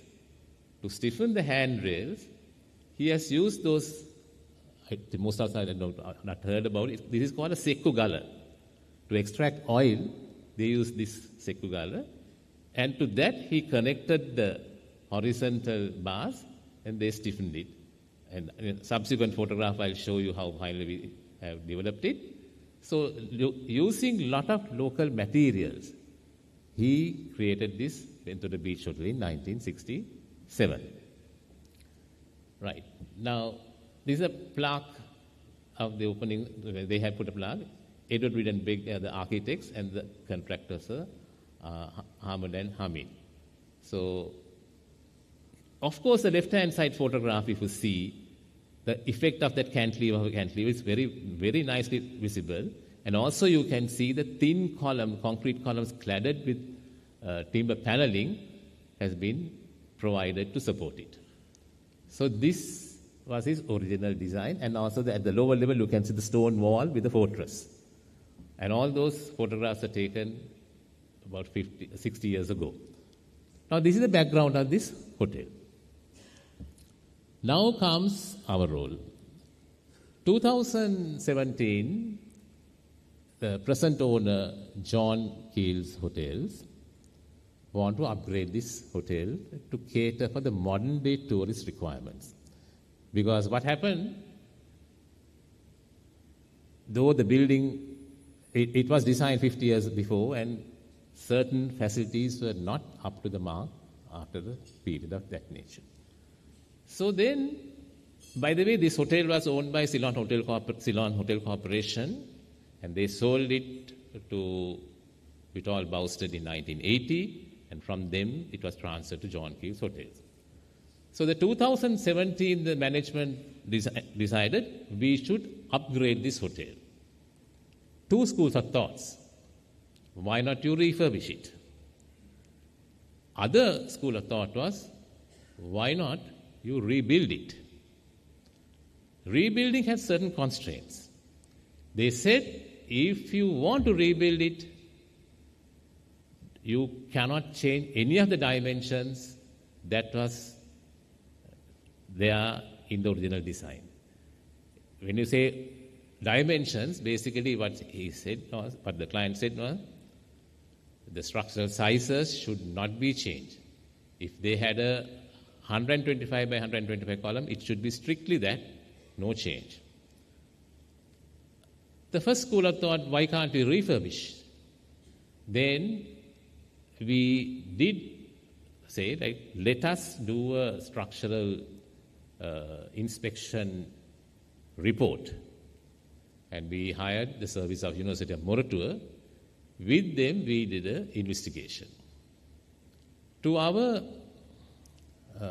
the conclusion was, certain part, like an example, that the 4-storied part of this building, that is the room block and the L block, what is called, was in a dilapidated condition, the structure.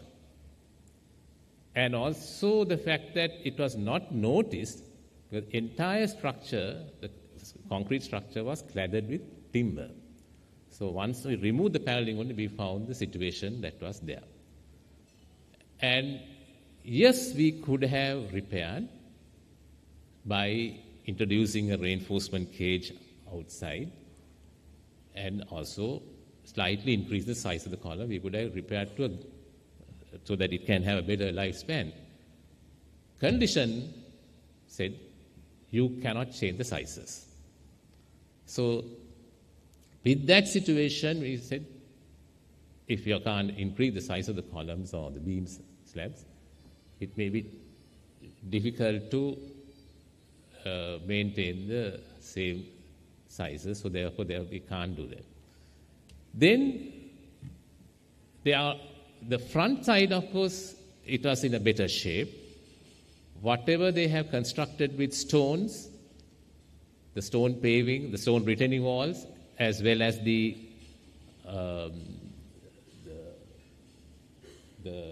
stone retaining wall, as well as the stone paving, was in very good shape.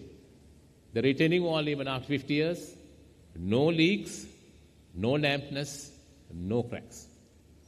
So then we said, all right, we will then go for the reconstruction, then started what you call the survey of the building.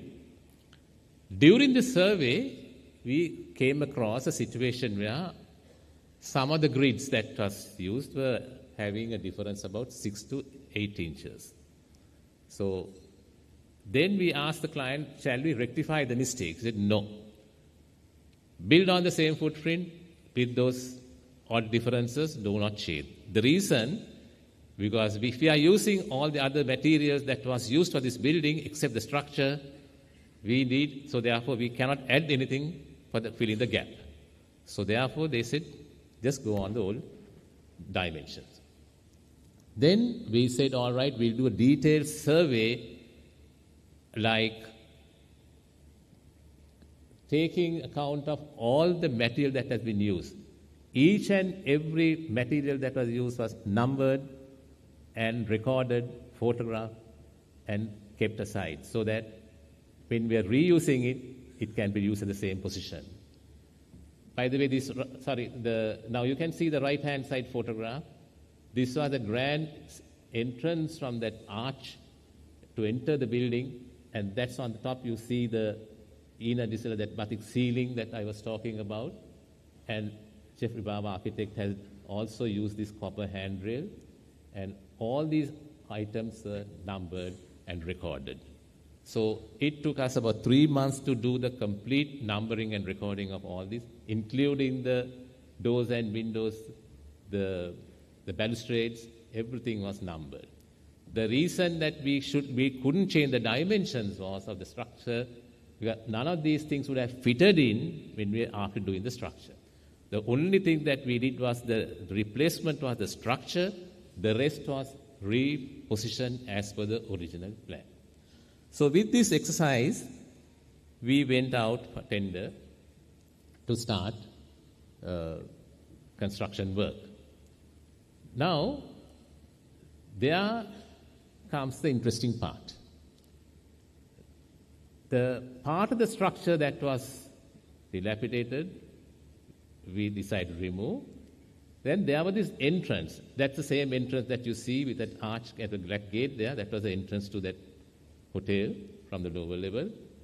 This part of the structure, this is called the lower ground level of the building, which was like acting as a fortress. Architect Jeffrey Bava has done a design. He has done the roof slab, sort of an umbrella type roof slab, plus he has pasted stones to the underside of the concrete slab. Now looking at it, it's done in such a way that to reproduce this would have been a nightmare to the same original situation. So, as there were no leaks, no structural distress, we decided to do a check on the concrete after 50 years. We thought, okay, let's see, it's in a good shape visually. Concrete was sound. We did what we call core samples. We did a couple of core samples, and to our, we were quite lucky there. Strength of concrete was 27 newtons per millimeter square. That was a relief. And also at the bottom, the concrete core sample, if you see how evenly the aggregate has been placed. No, there was no segregation, no honeycombs, very evenly placed aggregates. So that was a secret, I suppose, why that concrete stood all that time. So with that, we decided we will leave it as it is, that portion of the structure. The right-hand side photograph shows a staircase. A staircase that is, there's a circular staircase connected, radiating from the center circular column to the concrete core wall. And if you can see these irregular strips underneath the soffit of the staircase, it is something that if we had to reproduce the same way, it would have been extremely difficult, because we later found how he had got this impregnation to the concrete was he has used arecanut tree strips for shuttering, or what you call puak putty. With that, when you place the arecanut strips in that way, it's a flexible material and also getting the curvature. When you remove the shuttering, the impregnation has created, and that is a feature that architect Baba has always wanted. Here's a man who, this architect Baba, generally he had a concept called, a Japanese concept called wabi-sabi, that you do buildings with near imperfection. Not going for the full perfection, but it's called near imperfection. It's a Japanese concept. So here, this has a character, there's a feature, but it's not a perfect job. But that near imperfection theory is quite visible from what he has done here. So luckily now here again, we did the core testing. There also the test passed. So we decided the staircase core and the entrance porch area, concrete slabs, will be retained. And the stone walls also are retained because they were in good shape. Then came the rest of the work that we had to demolish. Then we started dismantling the building. Now, that on the left-hand side, little by little, it was done in a very careful way without disturbing the environment. Most of the heavy machinery was not used. Then we started taking out the building. And this is the right-hand picture shows the foundations that was excavated and built on the existing, as per the existing situation, whatever the differences in the grids, we maintain. And what you see on that other structure is that staircase core that I was talking about. It was kept as it is. Then, right, now I was talking about the cantilever of a cantilever. Can you see on the right hand, the top slab? You get these thin columns, very thin columns, connect to this massive portal beam at the top. And the design concept there, though it is visually, it looks like this, it was different. Now, how architect Baba's engineers had done at that time was, on the right-hand side is the typical frame, concrete frame of the structure. The two corner columns at the ground floor levels is the single story. The entire structure was held by two concrete columns, and at the first floor, there's a beam which is on a 160 millimeter thick slab, and the beam size is not there, but in about 450 millimeters, the dark color of the beam. From there, you can see the protrusion on the first floor, and there's a column. That column it's a hanging column. That column was actually it's a slab, inverted slab with columns flat slab with inverted columns, holding the beam on the top. Now the load was transferred to the beam at the top. And at the upper level, earlier design said there was an upstand beam. From the upstand beam, again a protrusion, there was another hanging column which was connected to the concrete portal frame again at the top. So this was the original design. Now, if you take the plan,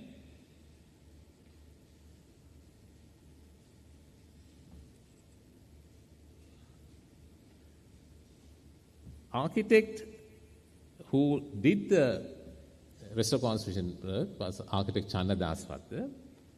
Now, basically, he completely agreed with he had a lot of sympathy towards the building, and he said, look, we are not changing anything, but you can see that was the room layout, and he said, look, the upper level, the second floor, I want the room sizes seem to be too small.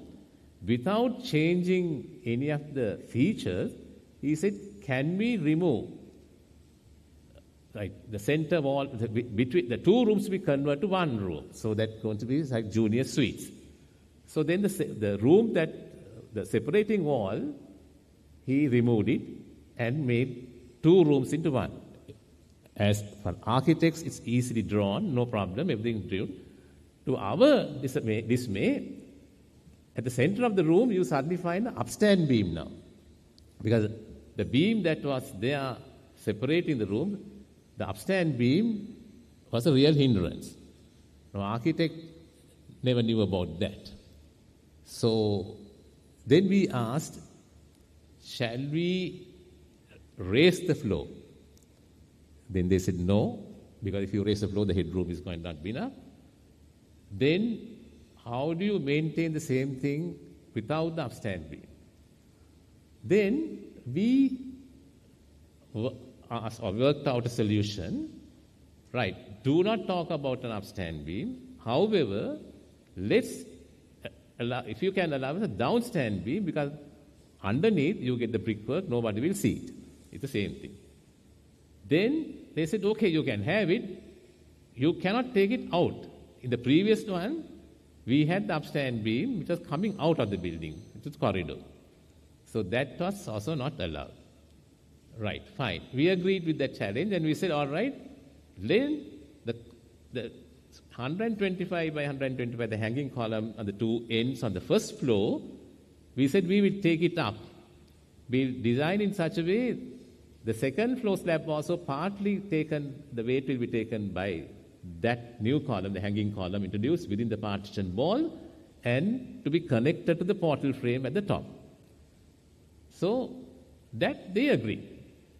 So that was the relief. Then we said, all right, if it is the case, we will now design, and so that design was done and also it was agreed.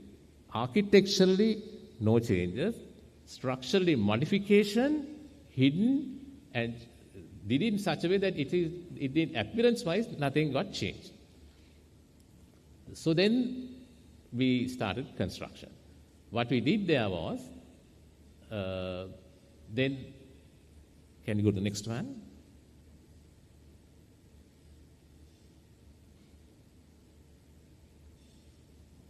Right. We constructed the first floor level, as per the original size, 300 by 450 column. The main two columns was the 300 by 450 original size. Did the first floor, and again the slab thickness was confined to 160 millimeters, and from there we did this hanging column, the two hanging columns, take the main columns up, then did the second level, the new introduction. The new introduction was only a downstand beam, and the same slab was constructed, and from there we took the column up, and instead of earlier 2, it became 4, but within the wall space, so nobody could see it, and then came the huge portal frame, which was there, and it was connected. Only thing is, we said, till the loads are transferred properly to the portal frame, we will not remove the shuttering at the lower levels. So that was the condition, and that is what finally we did. These are the photographs of the construction. If you can see, those are the thin columns which is protruding up. And also, mind you, now if you take the right-hand column, you can see this thin column, but one will also want to know how on earth such a massive slab will be held by 150 by 150, sorry, not even 150, 125. The theory works the other way. Column is not under compression, column is under tension, because it's a hanging column. Hanging column does not require the kind of, again, bundling of bars. That means you, in a normal compressive, if it is under compression, then you have to have the 4 corners, but bundling of bars is allowed when it is under tension. So we bundled it and created the required cover. That is why we managed to do that small column. And also it was a timber cladding given. So finally this structure came out same as what it was originally planned for. And these are the photographs that was taken during the construction stage. And this left-hand side and the right-hand side was the final product, identical to the, architecturally identical to the same thing that was done 50 years before. And with that, the main complex was done, but we also, if you take the next photograph, you'll find, by the way, I will show you This is the handrail, and handrail was stiffened with those Sekugal stiffeners, and that was the original design. Same thing, what you see on the left-hand side, that photograph, black and white photograph was taken in 1967. Same thing was repositioned for them to have the handrail. And the same seating that was done by Ina De Silva was reproduced and positioned there. So, of course, now, what you see there in that photograph, the 4-storied complex and the courtyard is the one that we rebuilt. As the client wanted 150-room hotel, there was a new room block. Those were new construction, a banquet hall, staff quarters. Interestingly, architect Channa Daswatta wanted a restaurant. If you see, there is a restaurant connected to the building, which is this one. This restaurant, he did a concrete structure with a folded slab. That folded slab is actually turfed on top, and if other thing what I see is it also has rustic finish, which was slightly complementary to the old building, the restored building that was on this side. So I can show you a feature that there we maintain. On the left-hand side, you can see underneath the folded concrete roof slab, he also wanted to do something like Baba did. He asked us, can we get the impregnation of a coconut palm? So I said, yes, without the stem. So we cut the stem of it, and above the shuttering, we placed these coconut palms before concreting, and once it removed, we got the impregnation of the coconut palm to the underside of the concrete roof, which had a rustic finish, and the whole, once it was finished, this is how it is at the moment, and that was another unique feature which we did in this particular hotel to complement Architect Bawa's vision. So with that, I think I have concluded that. Also, I must tell you one more thing. When we were doing the demolition of the building debris, there was a huge demand for construction debris because filling of mangroves was something that was happening there. Mangroves mean, across the road was Bentura River, you get the mangroves. A lot of people really wanted the construction material to be given to them. We said no, because being socially responsible, we decided not to give it to them. We sent it to a crushing plant that was situated in Boos, that's close to Goal. It was handled by the government. And the material was used for crushing and reused for road constructions as a sub-base material. So that way we didn't even throw out anything out, it was reused. So that's something I would like to highlight here. We're quite responsible when we're even discharging the waste construction material. And thank you very much. And if anybody wants to ask questions, may do that at the question time. Further, Sinhala භාෂාවෙන් උනත් ප්‍රශ්න සීමට ප්‍රශ්නයක් නැහැ. Thank you very much.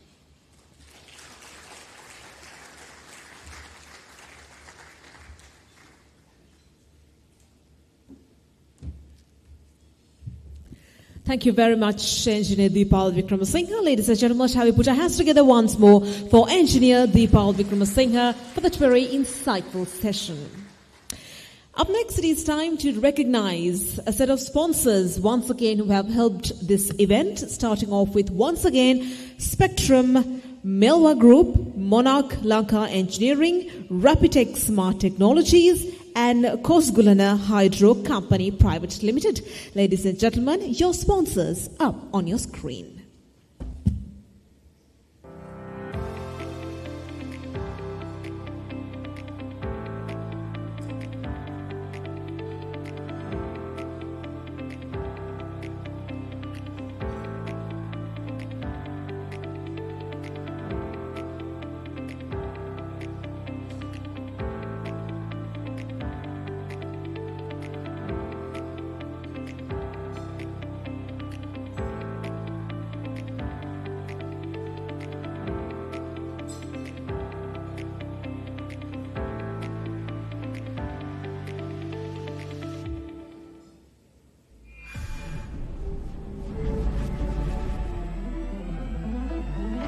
Melva, we are shaping the future of construction and infrastructure through innovation and excellence that spans over 2 decades. With a team of over 2,000 dedicated employees, we support national growth across diverse sectors.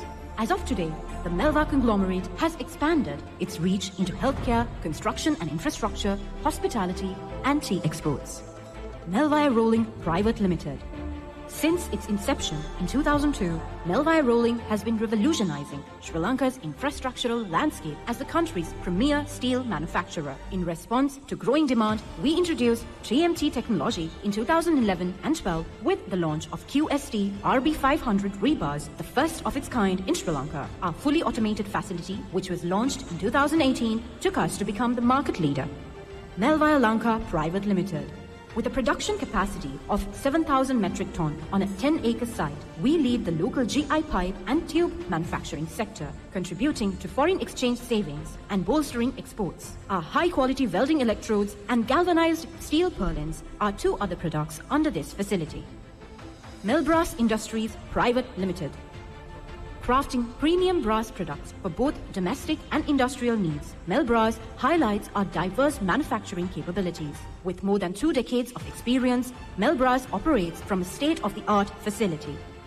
Meljib Industries Private Limited. Meljib Industries is a sole gypsum manufacturing plant in Sri Lanka, offering premium drywall and ceiling solutions. The company broadens its product range with premium plywood, reinforcing its dedication to excellence in the construction industry. Join us at Melva Conglomerate, where innovation meets excellence. Together, let's build a sustainable future.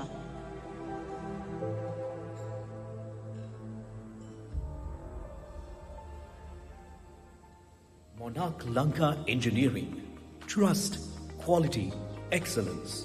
Introducing Monarch Lanka Engineering Private Limited, one of the leading air conditioning and ventilation supplies organizations in Sri Lanka, aiming to be the foremost comfort solution provider.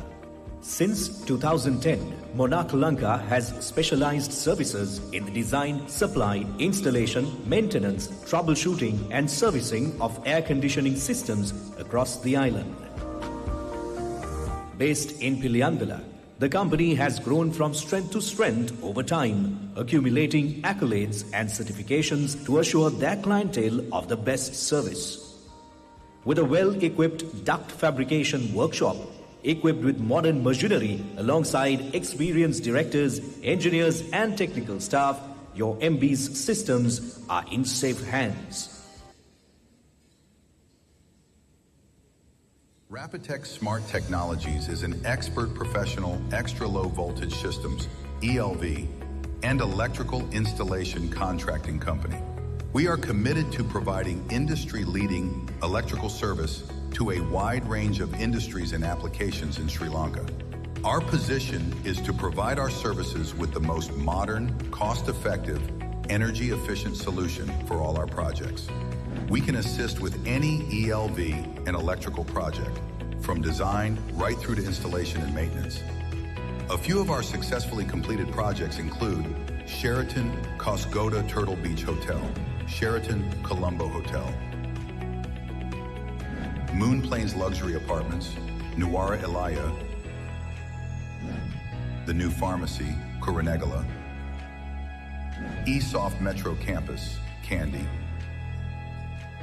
and Sri Satya Sai Karuna Nilayam Foundation Hospital, Batticaloa.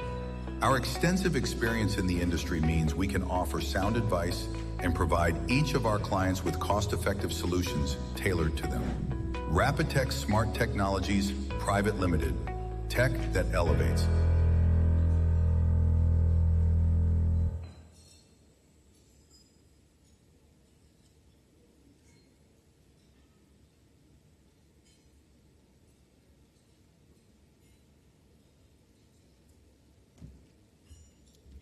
Ladies and gentlemen, shall we put our hands together for our sponsors once more for joining us for this event and for all the support.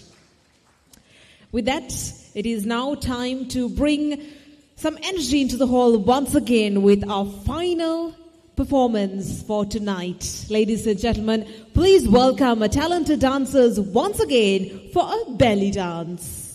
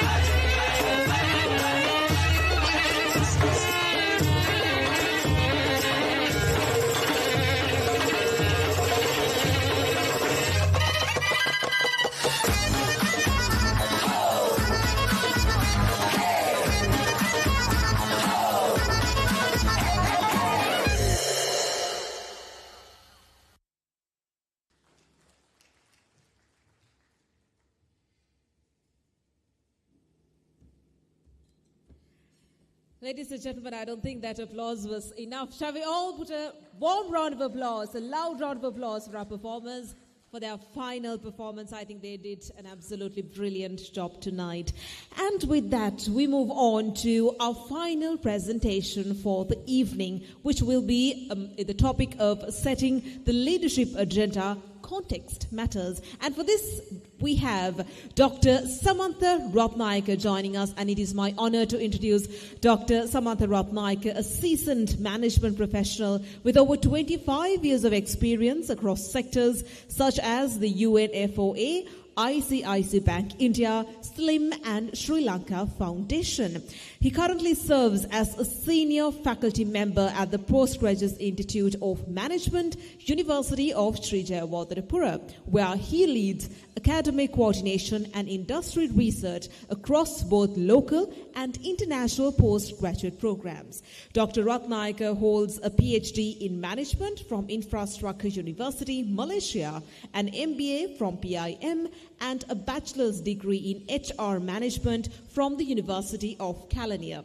He contributes actively to professional excellence in Sri Lanka as chairman and judge for national awards including CPM's Best Management Practices, FCCISL's Entrepreneur of the Year, SLITAT's People Development Awards, and much more. Editorial board member of NSF Sri Lanka and Global CEO magazine, while also being an independent director at Navaloka Hospitals PLC. Ladies and gentlemen, shall we put our hands together and welcome Dr. Samantha Ratnayake.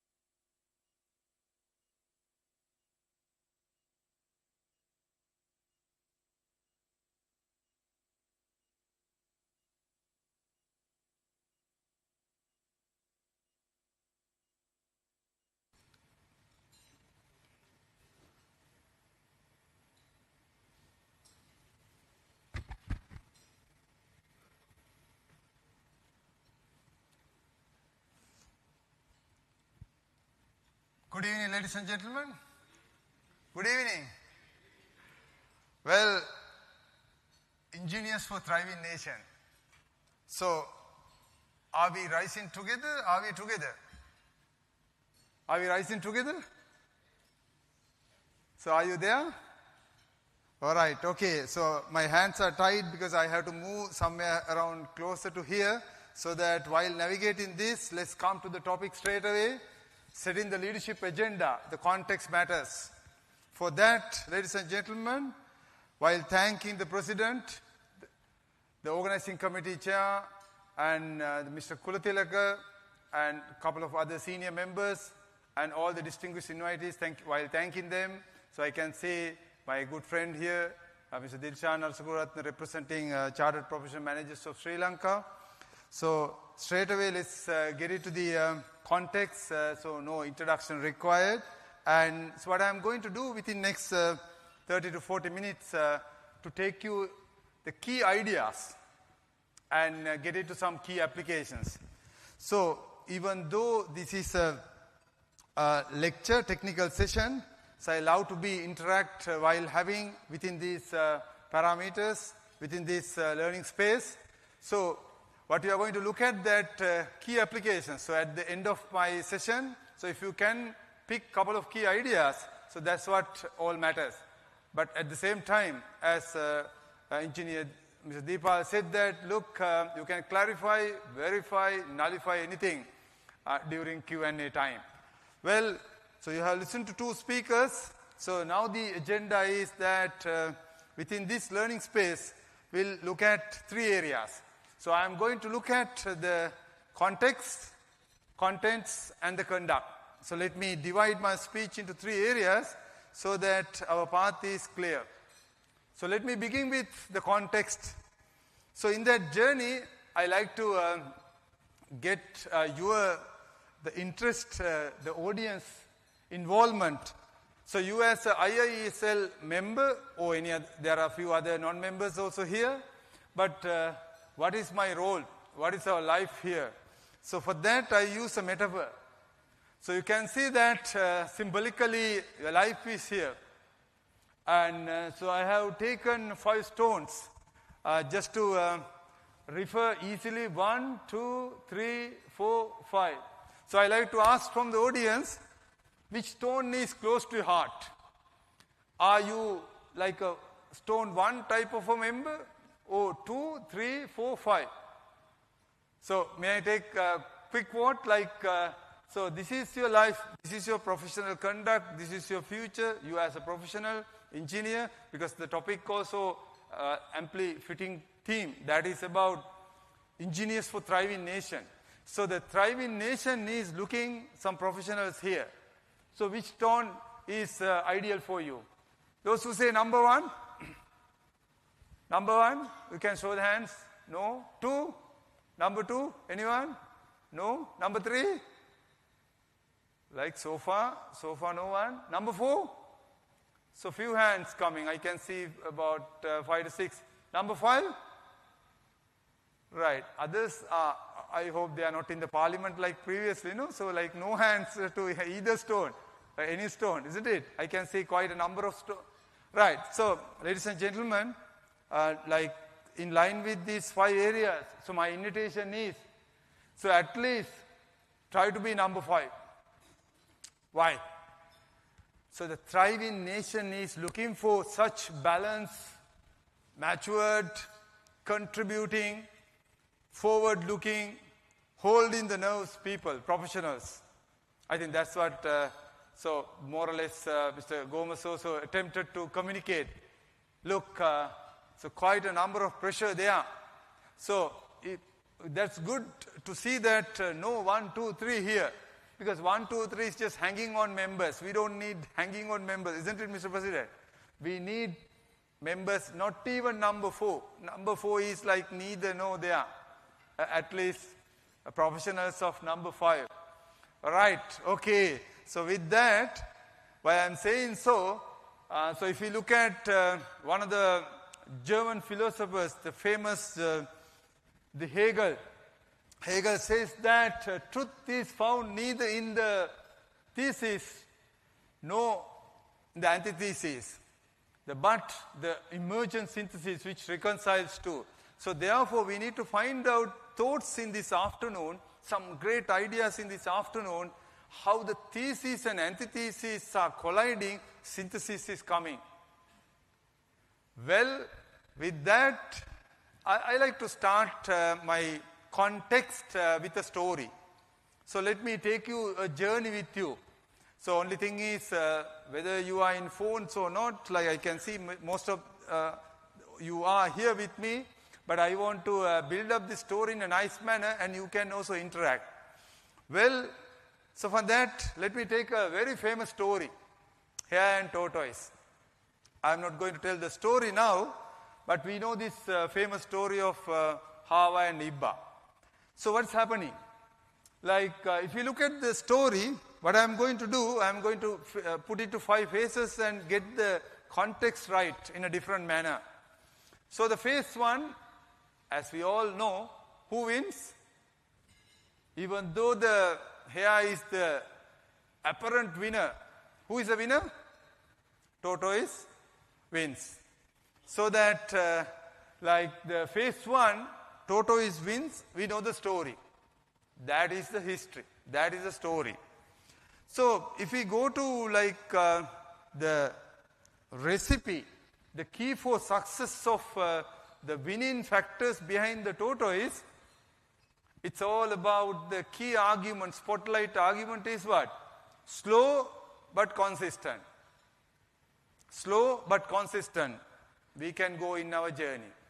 So ladies and gentlemen, if we go to 1970s, if I take you to the memory lane of your broadly, different ages of professionals are here, but like books, history, the discussions, what was the predominant thinking during 1970s? It is about consistency. With that, now I will take this story to phase 2. The phase 2 is where, of course, here lost the game. Here went home, did some homework, like apply all the techniques available, management techniques such as SWOT analysis, root cause analysis, audits. They have done all. And invited again to Tortoise to run again. So any guess? What do you think? This round, like Tortoise is coming with the mindset of what? Nothing to worry. The key is with me. What is the key? Slow but consistent. Still I can win. But this time, no choice. Here wins. Here changes the parameters. Here changes the key for success. Not slow but consistent, the fast but consistent. Fast but consistent. Tortoise couldn't capture that. So if we go to 1980s, what has happened? The organizations which are predominantly in the business arena in the world are looking at excellence as the core. So if you are interested, you can read a book like Tom Peters and Robert Waterman, what they were talking in 80s, in search of excellence. They were talking about excellence is a driving force.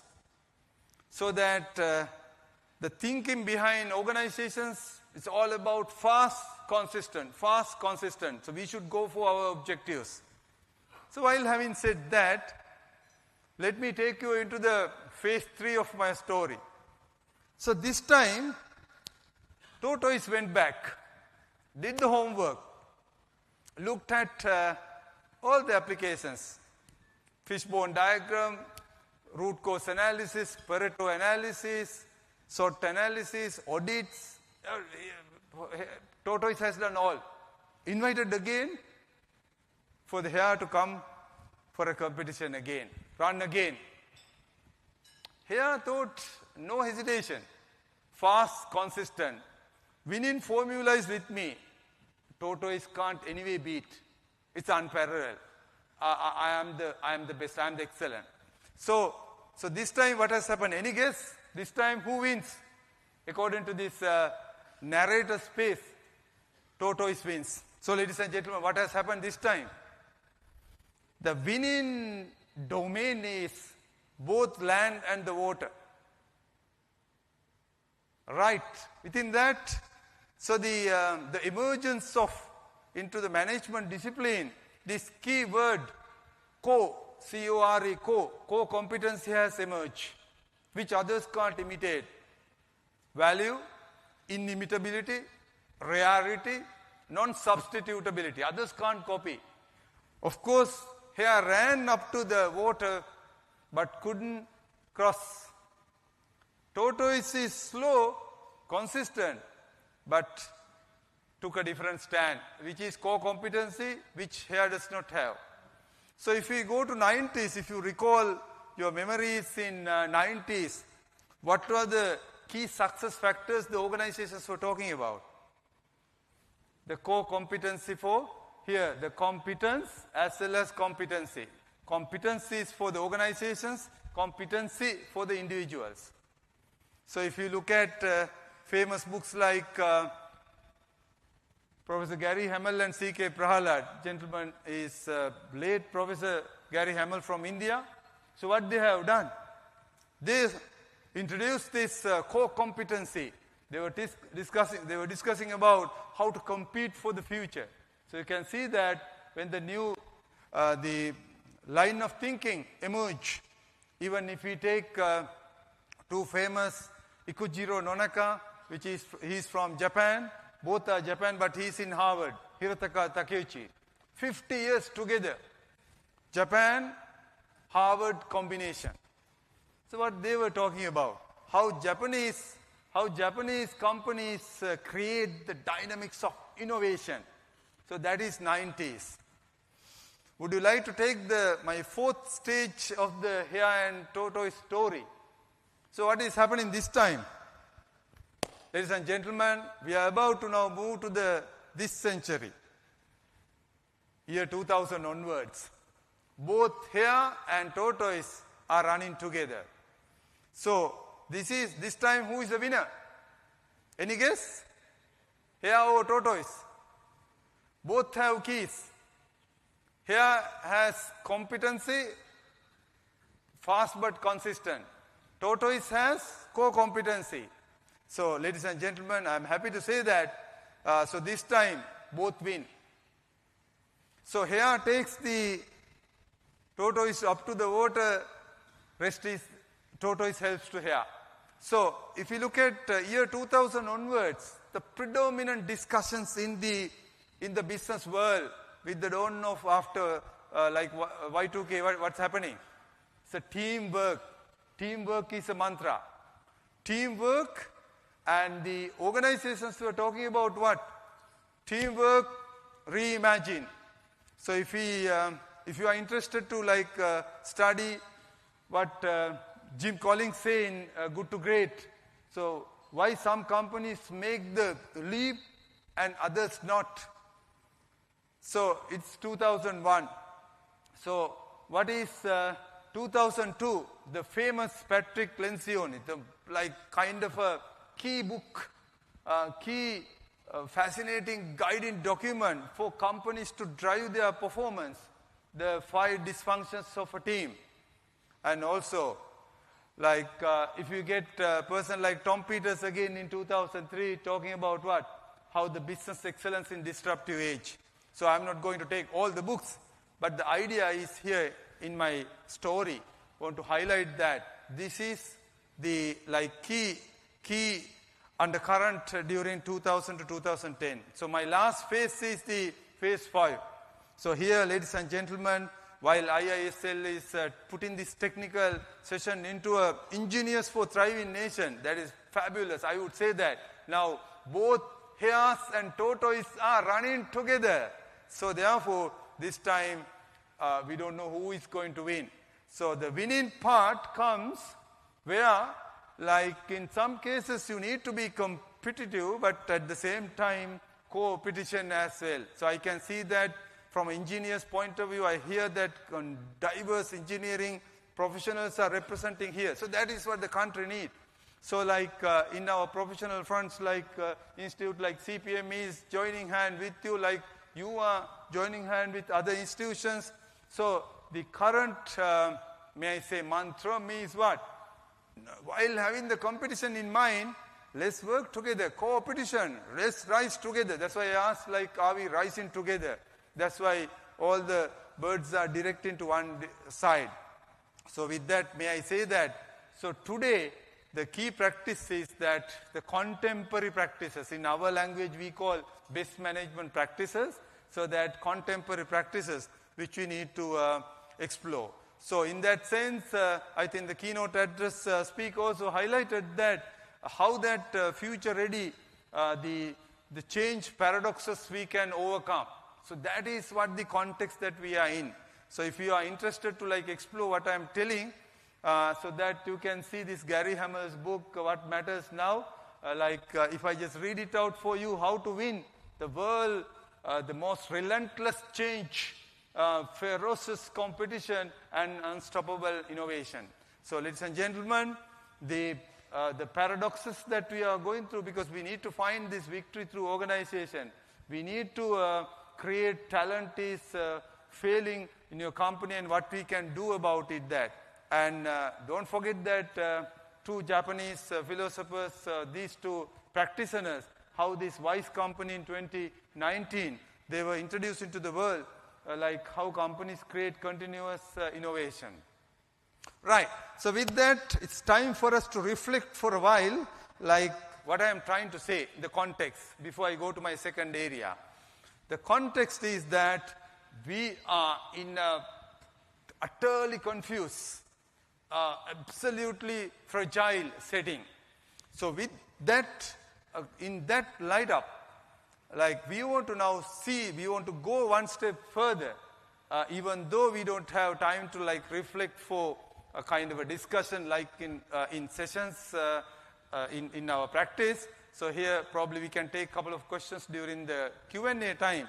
I like to get you into the content, how to put this into action and into the conduct. Right? Are you with me all the time? Are you okay? Wonderful. Right. So let's look at into a business and as well as institutional running point of view. So ladies and gentlemen, if you look at any organization, look at this X and Y axis, you can see this performance and time, where what and why two factors are there. What represents what we are going to do. Y represents your vision, mission, purpose. It is applicable to IIESL, it is applicable to CPM, it is applicable to any organization. But what is happening after some time? After some time, what we are supposed to do is being driven by various other factors, and the Y factor is being challenged. So there is an issue here that split is happening. Kind of a direction challenge is coming up. I think these annual technical sessions of this nature, Mr. President, is very useful for members to get together and think, are we in the right purpose? Are we in the right direction? Are we really striving those values in that sense? So that is what the kind of a scenario not only for your institution, for any institution, business, any other. So if I put you into a more conceptual clarity, even though it's a big theory we call very famous the Moore's theory, so you can see that we are supposed to innovate early adopters, so that's how they come into, whether service, product, marketing and so on. Now you can see that there's a gap is coming up, which is in management jargon, the articulation comes as chasm, not chasm but chasm. But this chasm is the challenge. Why? We were supposed to go through our established performance, but unfortunately other factors have been engulfed or encroached us, and we are then diluting our journey. So that the chasms are created. But the theory says what? The theory says, so if we go to like very world famous this Rogers diffusion innovation theory, it says, hey look, let people to come with initial innovators to early adopters, getting into early majority, and get it to late, and few are anyway laggards. So each institution which we belong, we have a responsibility of taking this journey. But chasms come. With that, now I want to remind, like the Y aspect. Even you saw this 5W, 1H, which is used, but I would like to put that into 3 circles here, which is one of the world famous kind of a simple management theories. So here, ladies and gentlemen, we can see that 3 circles here. Before we come to the inner circle, let us look at the outer circle. So outer circle is what? All activities what we do. So you can see that in your respective encounters, whether in your personal life or professional life, we do a lot of things, a lot of activities. So in that activities, when you are looking at how we are doing, and then, ladies and gentlemen, we come to the core. That core is here, is why we do. So that is where the Y factor is coming up. Y factor, the purpose. So if anyone can tell, any guess what I am talking about, these 3 famous what, how, why? Why on the center, start with why. Famous book comes to your mind? Can you recall anyone? There's a famous author, speaker, starting from letter S. This gentleman, Simon Sinek. Simon Sinek is telling that, hey, get him back to the purpose. Like metaphorically, even though I put 3, the think and communicate from the inside out. I'll come to that in a while. The why, how, what factor. What is all about your resource. How is all about processes, like strategies and so on. But why is our purpose? So how the purpose drive? So that's what I want to highlight. So therefore, friends, I want to tell you here, outside in thinking is what, like we are succumb to the pressure. We are succumb to the external pressure and we are becoming we call push start. With your permission, if I use a single word, we call tallu start. But that is not the organizations are looking from us. Each one of us has a role to play. What is that role? That role is where they are looking for that inspiration. That is what we call inside out, the inspiration. Each one of us are expected to contribute in our given situations. It is not like tallu start, but the self start. So that, for that matter, may I tell a nice story. Again, not a hair tortoise story, the actual story. The story which can take us to apply in our respective domains. So that here the story is about exploring insights. I'm sure you will enjoy this story, so let me get one by one. So this is about 3 leaders, Microsoft company. So I have no special attachment to the brand. I am taking the story from Bill Gates to Steve Ballmer to Satya Nadella. So that the story is about, ladies and gentlemen, Bill Gates, the founder, established the organization. By about year 2000, was handed over to Steve Jobs, Steve Ballmer. Steve Ballmer is like having a kind of a different approach of what versus why.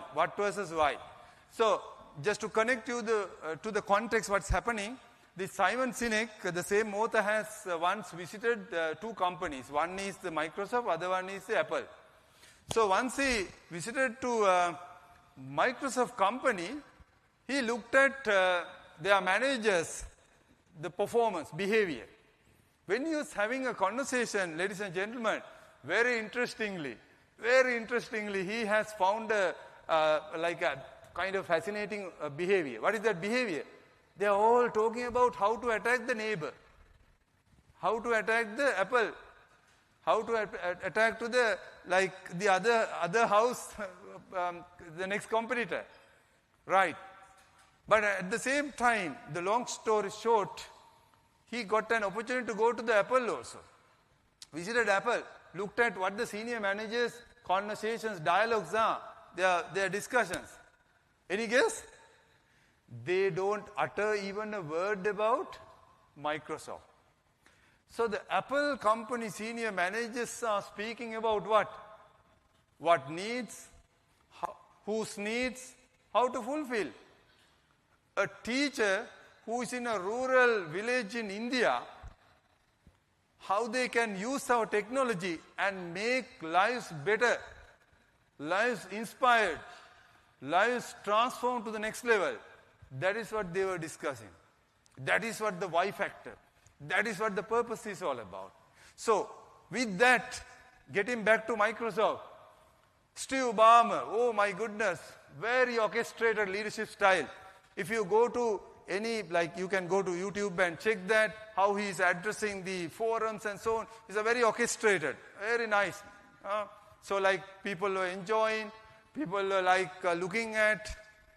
But I want to tell you that, so here, the rest is a history. So the company numbers, he just looked at the number. What factor? You remember that split? The number, but no Y factor. So that company got really messed up. By about 2015, like 14 latter part, Satya Nadella was assigned. What has happened? Look at the difference of the leadership style. That is what our topic today. Setting the leadership agenda, context matters. I will come to that. So what he has said, hey, look, we need to ask ourselves, I'm just reading it out for the benefit of the back, not only what computers can do, but what they should do. Look at the difference. Can do, should do. That's his initial articulation. So here, friends, like very interestingly, he said, we don't want to be the cool company in the tech sector. Instead, Let's get this inside out. We want to be the company that makes other people cool.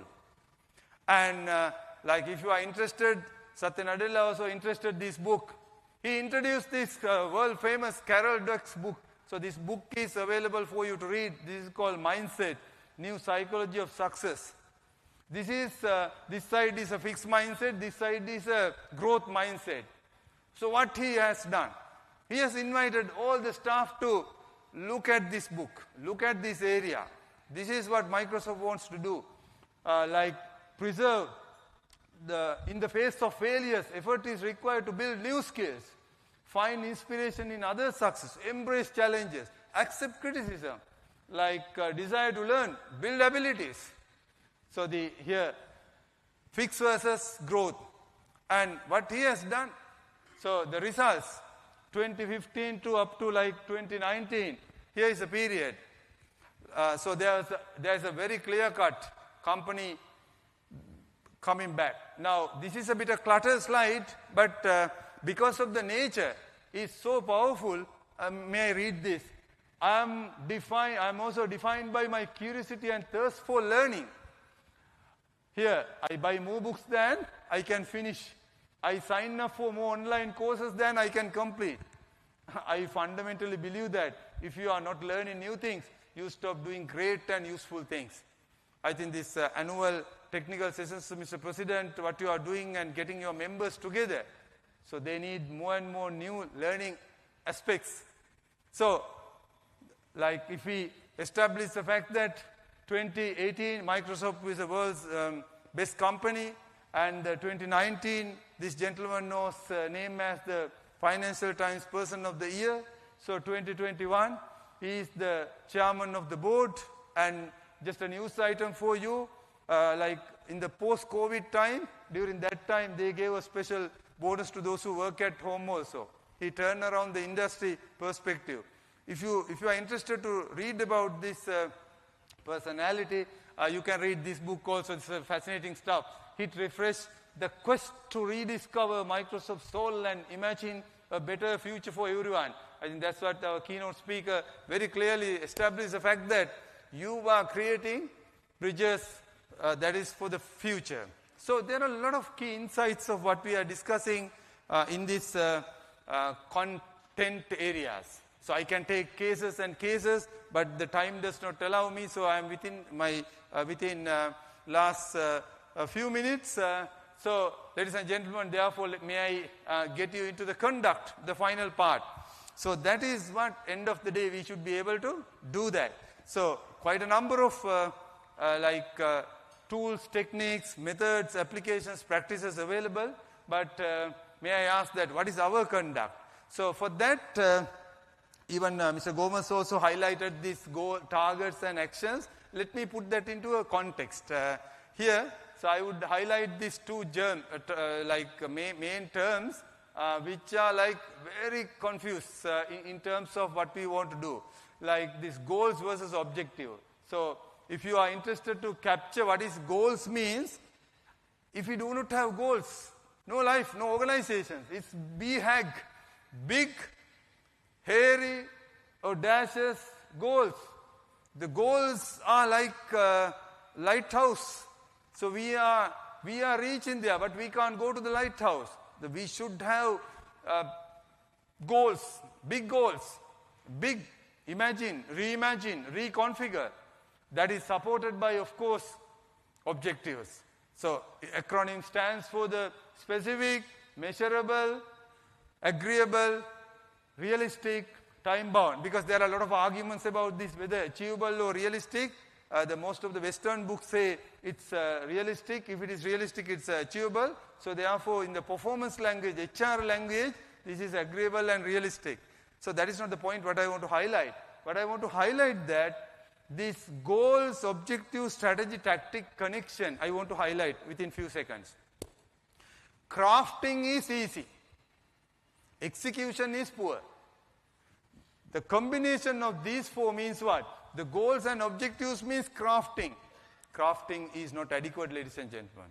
We should be able to deliver, execute.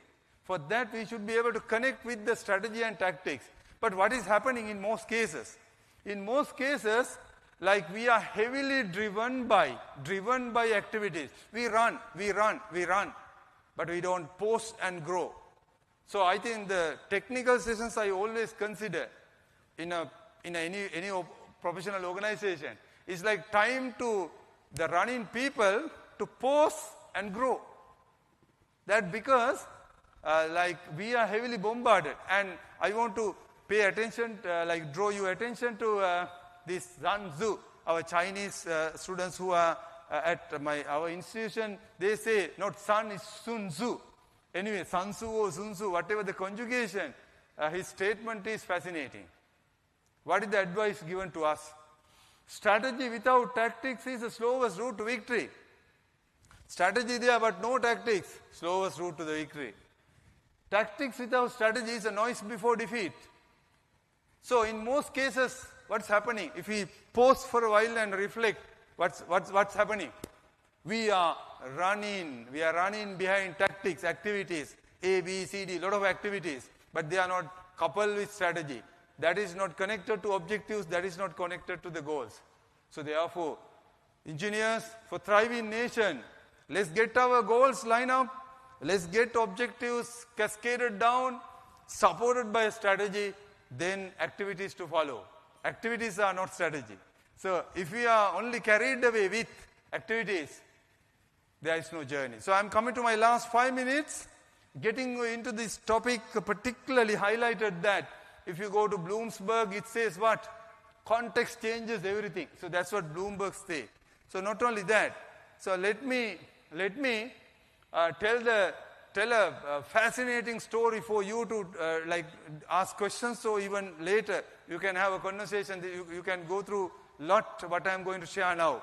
So same thinking, same practice won't work. Does it work? That's what I want to ask. So let me tell you a memorable case in few minutes. Right. I'm sure most of you are familiar, not familiar, like you can be familiar. He is Robert Strange McNamara. So he is the 8th United States Secretary of Defense from 1961 to 68 under the presidency of John Kennedy and Lyndon Johnson. Quite interestingly, so what is the background?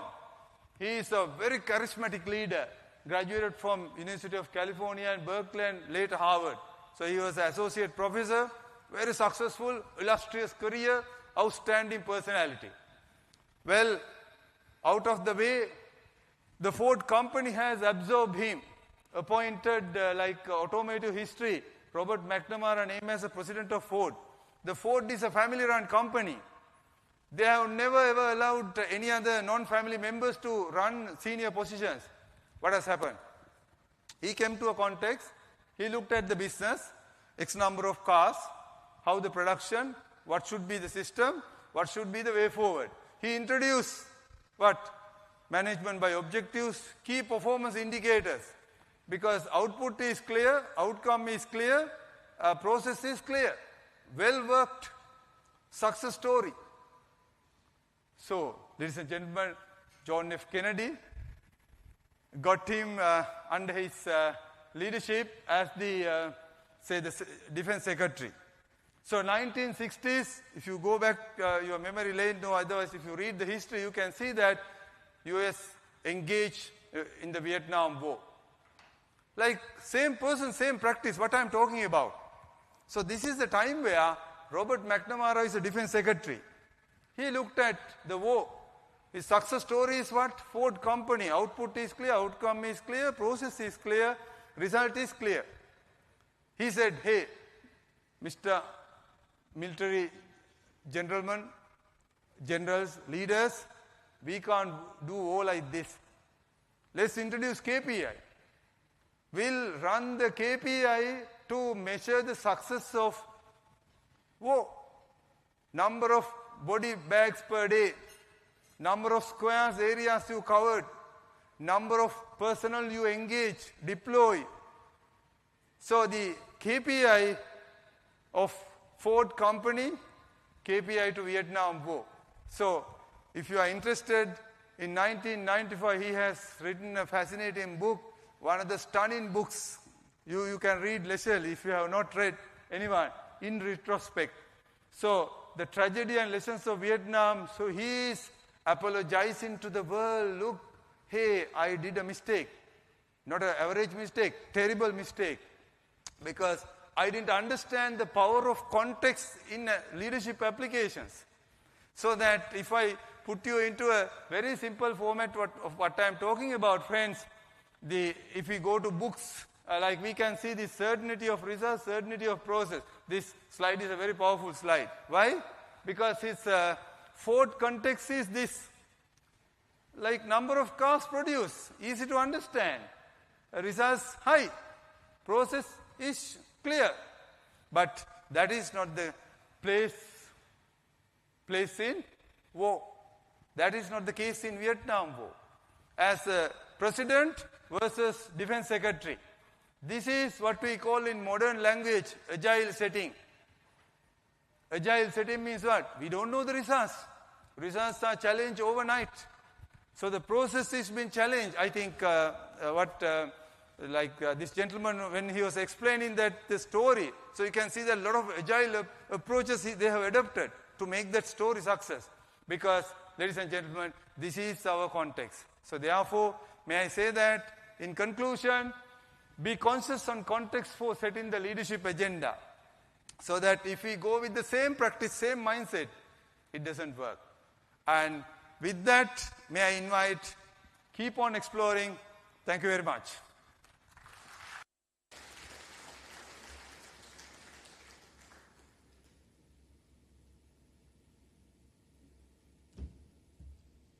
Thank you very much, Dr. Samantha Ratnayake. Shall we put our hands together once more for Dr. Samantha Ratnayake for that very insightful session. With that, ladies and gentlemen, it is time to recognize some of our sponsors once again, starting off with VOV Engineering Private Limited, Ilukumbura Industrial Automotion Private Limited, Solar Thirst Energy Systems Private Limited, and finally, Luminex PLC. Ladies and gentlemen, your sponsors up on your screen. Trusted partner in quality construction.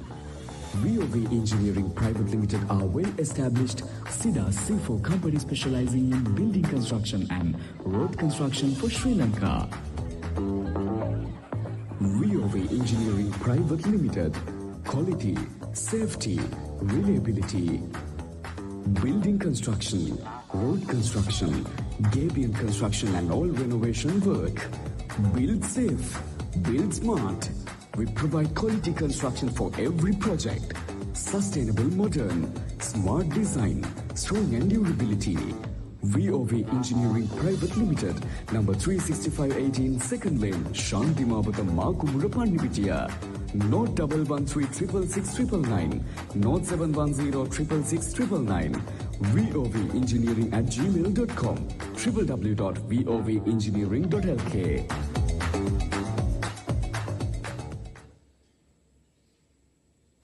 Ilukumbura Industrial Automation Private Limited, a pioneer and trusted electrical engineering solutions provider, founded by the well-respected industrialist. We have positioned ourselves as the complete solutions provider and have consistently exceeded our illustrious clients' expectations. At Ilukumbura, we proudly showcase our unique 4 predominant strategic business units. Selectra Engineering Private Limited, a state-of-the-art manufacturing facility fully equipped with advanced machinery and cutting-edge technology. Our fabrication unit adheres to the industry's best practices and strives to push the boundaries of what's possible by leveraging the power of technology and our team's technical expertise. Our electrical assembly unit plays a crucial role in ensuring that the final products meet the required safety and performance standards through stringent quality control measures, along with our technical team's unwavering attention to detail and commitment to quality. Selectra Engineering Private Limited.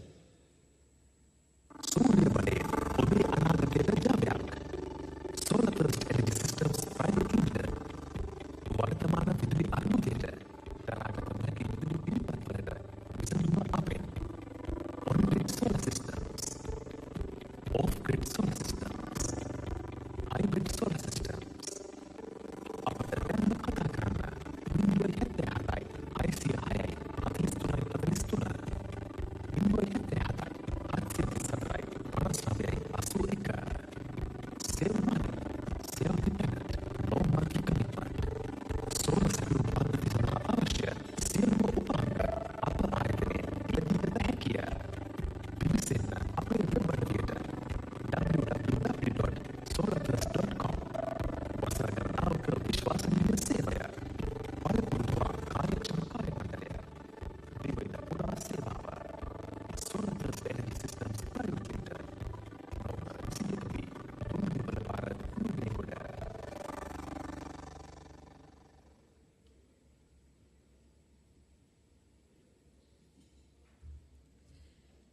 All right, shall we all put our hands together for our sponsors once again?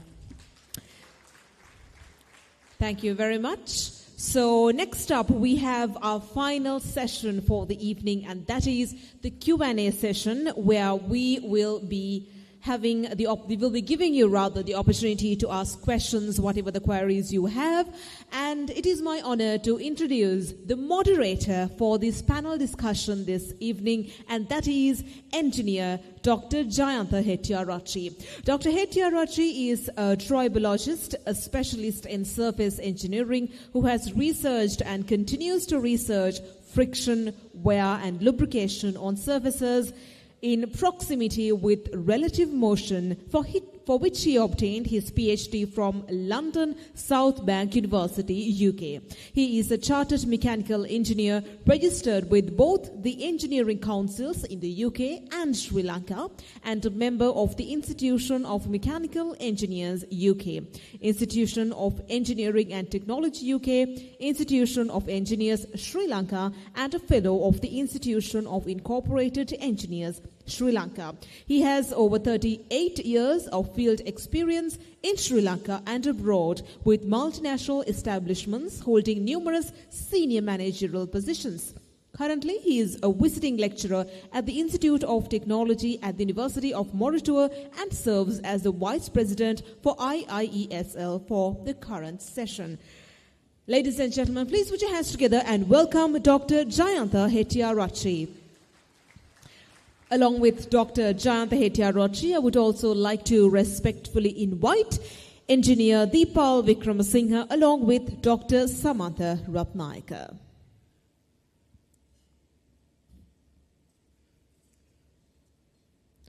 Shall we give a warm applause to our guests as well as they join us for the panel discussion?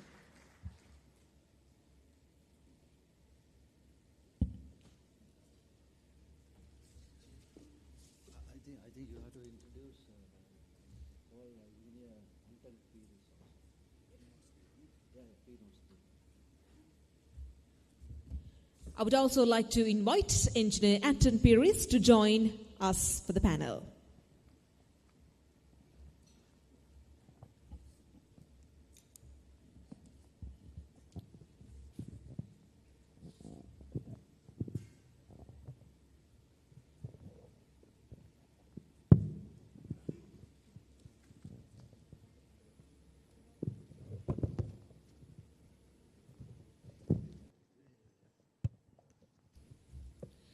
Also, I'm sure the audience has quite a few questions to ask from guests as well, and for that purpose, a QR code will be displayed on your screen right now, and you also have a QR code on your tables. You can scan that QR code and send and WhatsApp whatever the questions that you all have, and we will be directing those questions to our guests. I repeat, you can scan this QR code and send whatever the questions you have that you want to direct towards the panel discussion.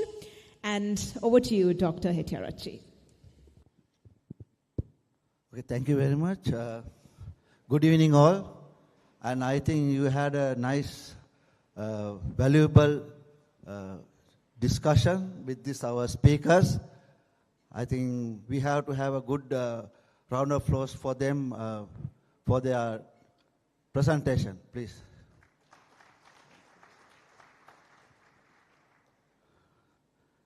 And just to begin with,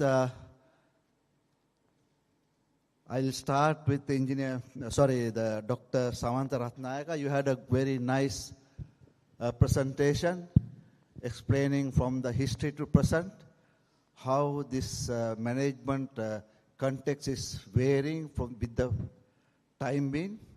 And I would like to ask that you have explained that statics setting response and it is rigid and pre-defined, as you said, and the agile response, which is adaptable and changeable with the scenario. So I would like to, if you could explain how this leadership will fit into this context of this agile and static response. Thank you. So may I put it in brief? So if you look at the the core idea of the leadership is that we go to, if any book, any context, it talks about broadly. It's about how to inspire, instruct, like getting people to do something, like pushing them to from current position to the next level. So in that light, the leadership agenda is all about how the leaders, end of the day, we call in simple language called nudging, pushing, transforming their lives from point A to point B, scenario A to scenario B. So in that journey, the challenge is what in respective organizations, in respective business settings, professional settings, of course it has in its own peculiarities, identities.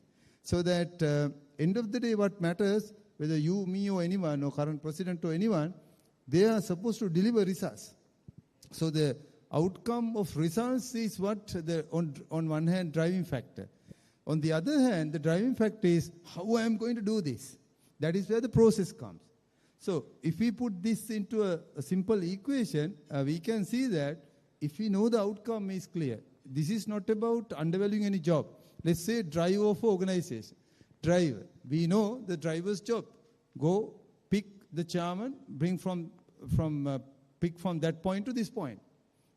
So we know the outcome is clear. We know the process. But assume that you have a challenging engineering project like what engineer Mr. Deepal said. Scenario is new. Outcome is not known. Like what processes to follow.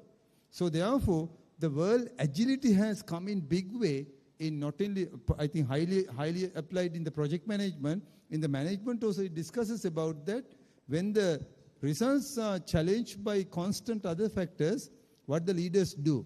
But end of the day, success factor is how leaders navigate through all these challenges and overcome and transform lives into the next level. So that's my short version. We can dwell on further. Thank you very much, Dr. Samantha. Then there's one question from the audience. What is the impact of culture in defining right leadership style? What is the impact of culture in defining right leadership style? Right. Shall I go ahead? Yeah. Okay. So culture is, in practically, if you look at, without going to jargon, it's about the way we do things around here. So that is the kind of a map in a country. So apparently it's all about, it is like a glue factor, it is like an umbrella factor, it is like an onion. So once we need to go inside. So culture is very famously said that even the Peter Drucker, the management guru says, here modern management guru says, culture is something like this. The culture takes strategy into the breakfast. Rest is go to heaven. You can spend 2-3 days of great grand strategy creation. But the culture says, no, it doesn't work here. So having said that, the leadership matter, I would say mitigates or undervalues, or it gives to a different reshape of the culture. So that leaders should be extremely conscious about the cultural dynamics of handling any such scenario, any organization in a given context. Thank you very much, Dr. Samantha. Now I'll speak to my friend, Engineer Deepal Wickramasinghe. Restore conservation of Bentota Beach Hotel. Very nice presentation, and we have taken us 50 years back of our history. And I'm very happy that as an engineer you consider about recycling and reusing of material, and you use the same material. Is very important nowadays when we are considering the environmental sustainability. Then I want to know from you that in your presentation you said that part of the structure was retained and the other part was rebuilt. What were the challenges you came across when connecting the old to new? Yeah, I think quite an interesting question. I'll give an engineering answer for that. Basically, the structures that we retain were the staircase concrete core and part of the single-story structure. We had to do a connection when we did the new building to the concrete core wall. So there what we did was basically reinforcement. That new reinforcement was chemically anchored to the concrete wall, and that gave us the connection between the old and the new. But in the event that if we had to do a connection of reinforcement, that would have been little different, because at 1960s we never had tall steel. So it was half plain round steel was there. Connecting steel to tall steel would have been a problem, but that question didn't arise because we connected through a chemical anchoring process to a concrete wall that was there. And this transfer of stresses of the concrete wall. So it was not a challenge. It happened in that way. But the real challenge would have been in the event that we had a steel bars that has to be connected. In a situation of that nature, we would have removed that part also and connected the new one.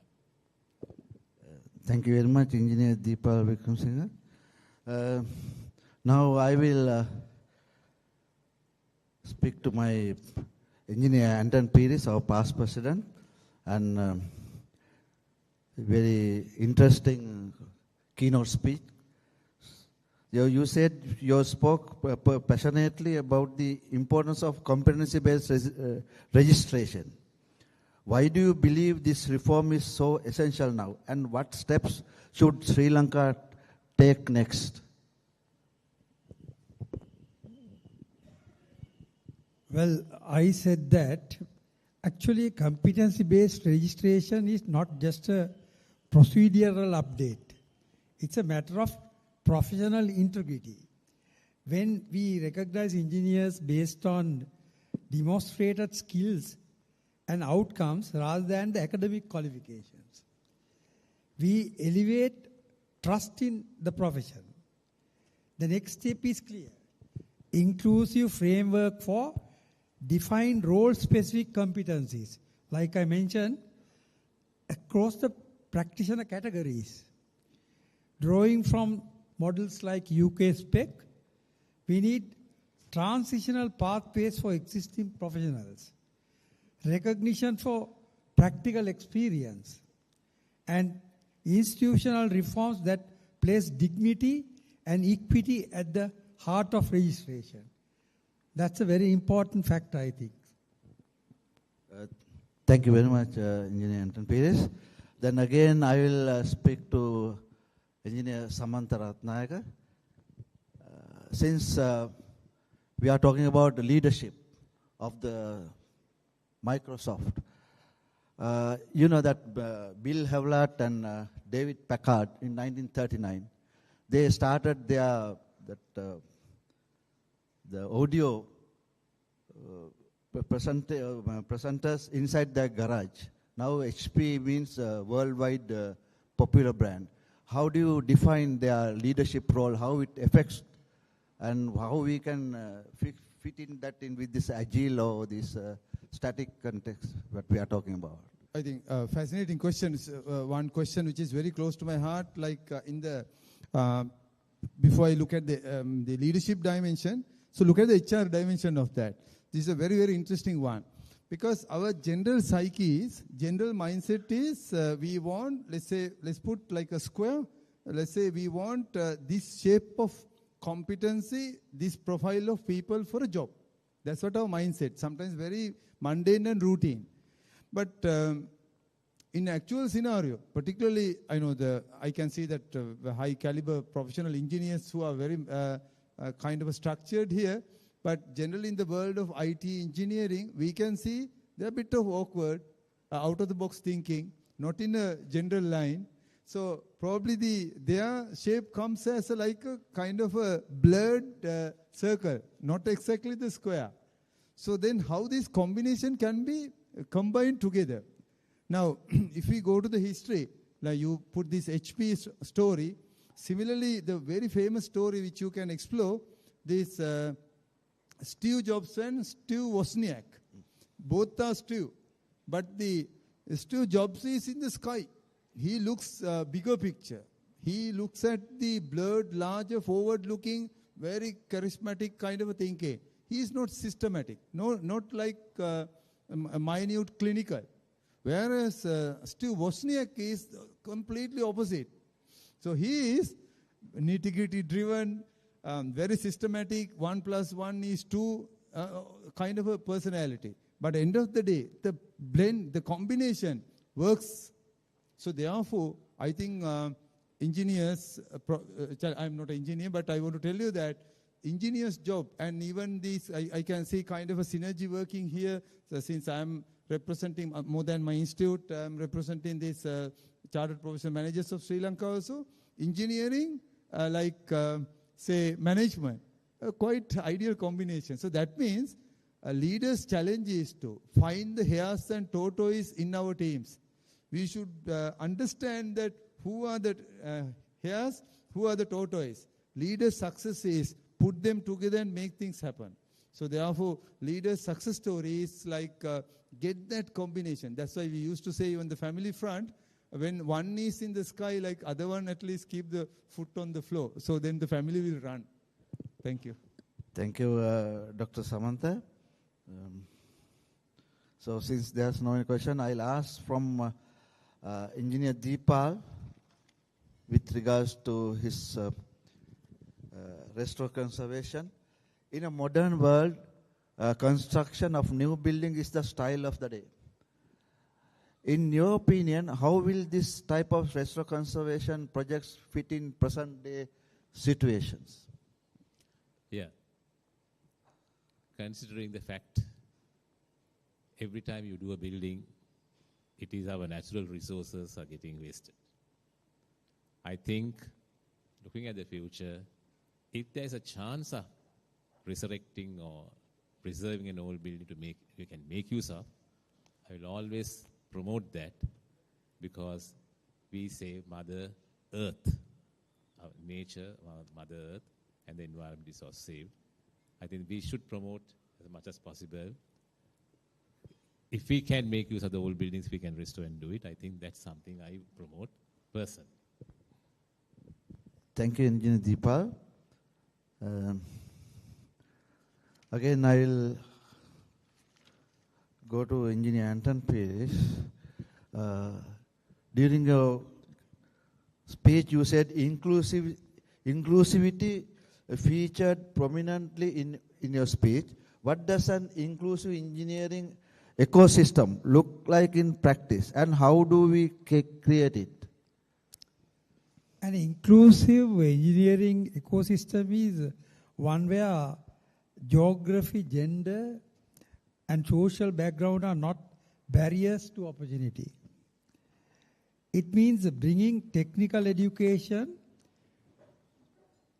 and infrastructure to understand communities, supporting SMEs led by women and youth, like I mentioned, and ensuring pathways for career growth across all practitioner levels. Inclusion isn't just ethical, it's a strategic. By enabling all Sri Lankans to contribute their creativity and insight, we multiply innovation and resilience.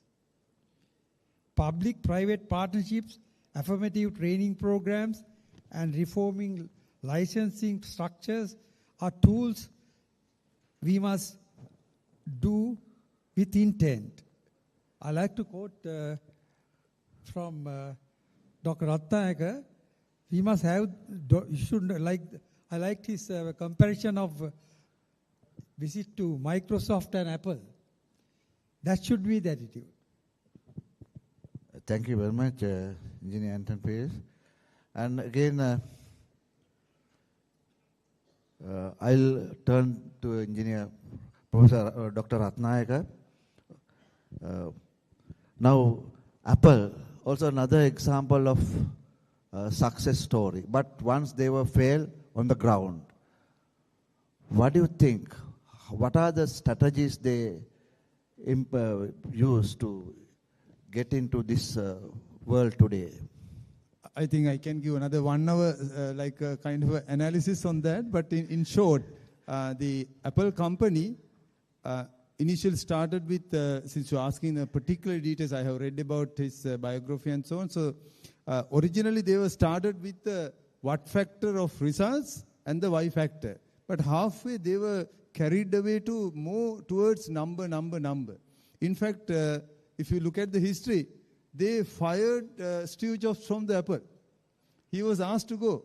Like, he was really fed up, and he couldn't come back. So that later, on his return, he found the purpose back.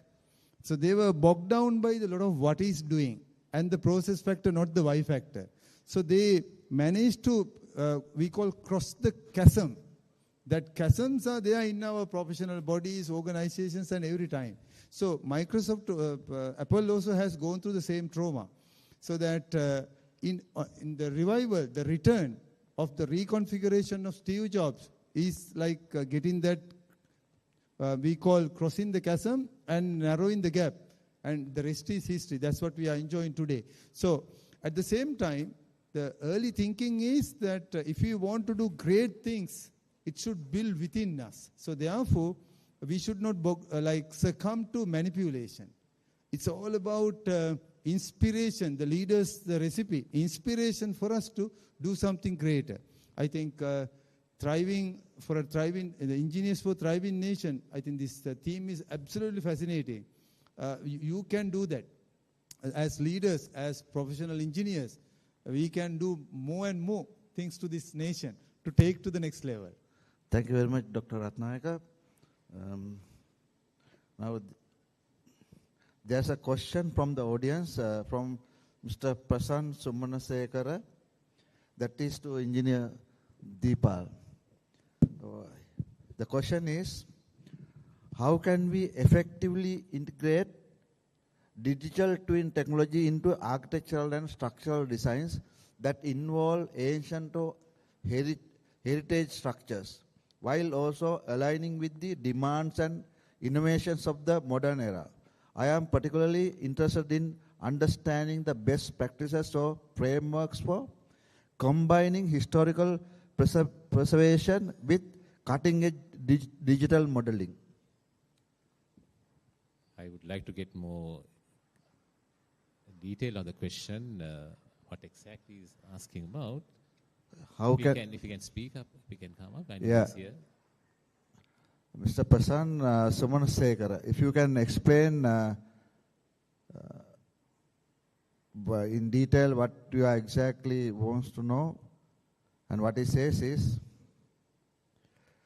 how can we effectively integrate digital twin technology into architectural and structural designs that involve ancient or heritage structures?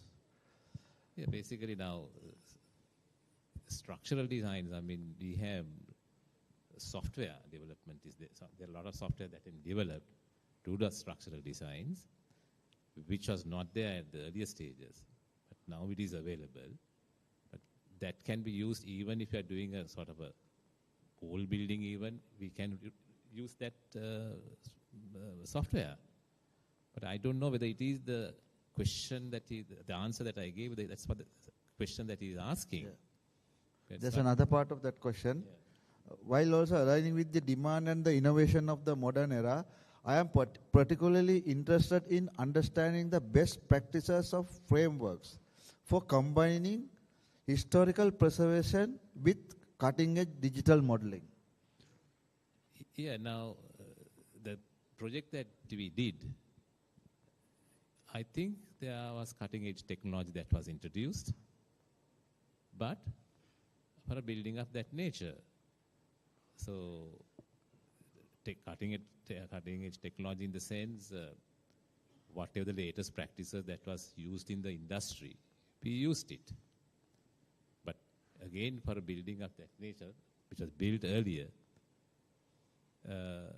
what was told to us was that not the mistakes, and there were some setting out differences, but they said carry on with that. mainly because we used a lot of material that was there to reuse. So if we had to change that would have changed the design finish. But apart from that, the latest technology was used in the design as well as in the construction. I hope I made myself clear, but if there anything else he wants to know, can ask that. Is that clear, your question, or do you want more clarification? Mr. Sumanasekara? You can ask, yes. Yeah. Sessions are over, we can meet and discuss. Even after the session, you can meet Engineer Deepal and you can ask a question. Then, Engineer Anton Pires, you mentioned the need to convert established engineering diplomas into degrees. Why is this important, and what criteria should guide such a transition? Well, conversion of long-standing diplomas to degrees, not just diplomas. Level qualification is not merely an academic upgrade.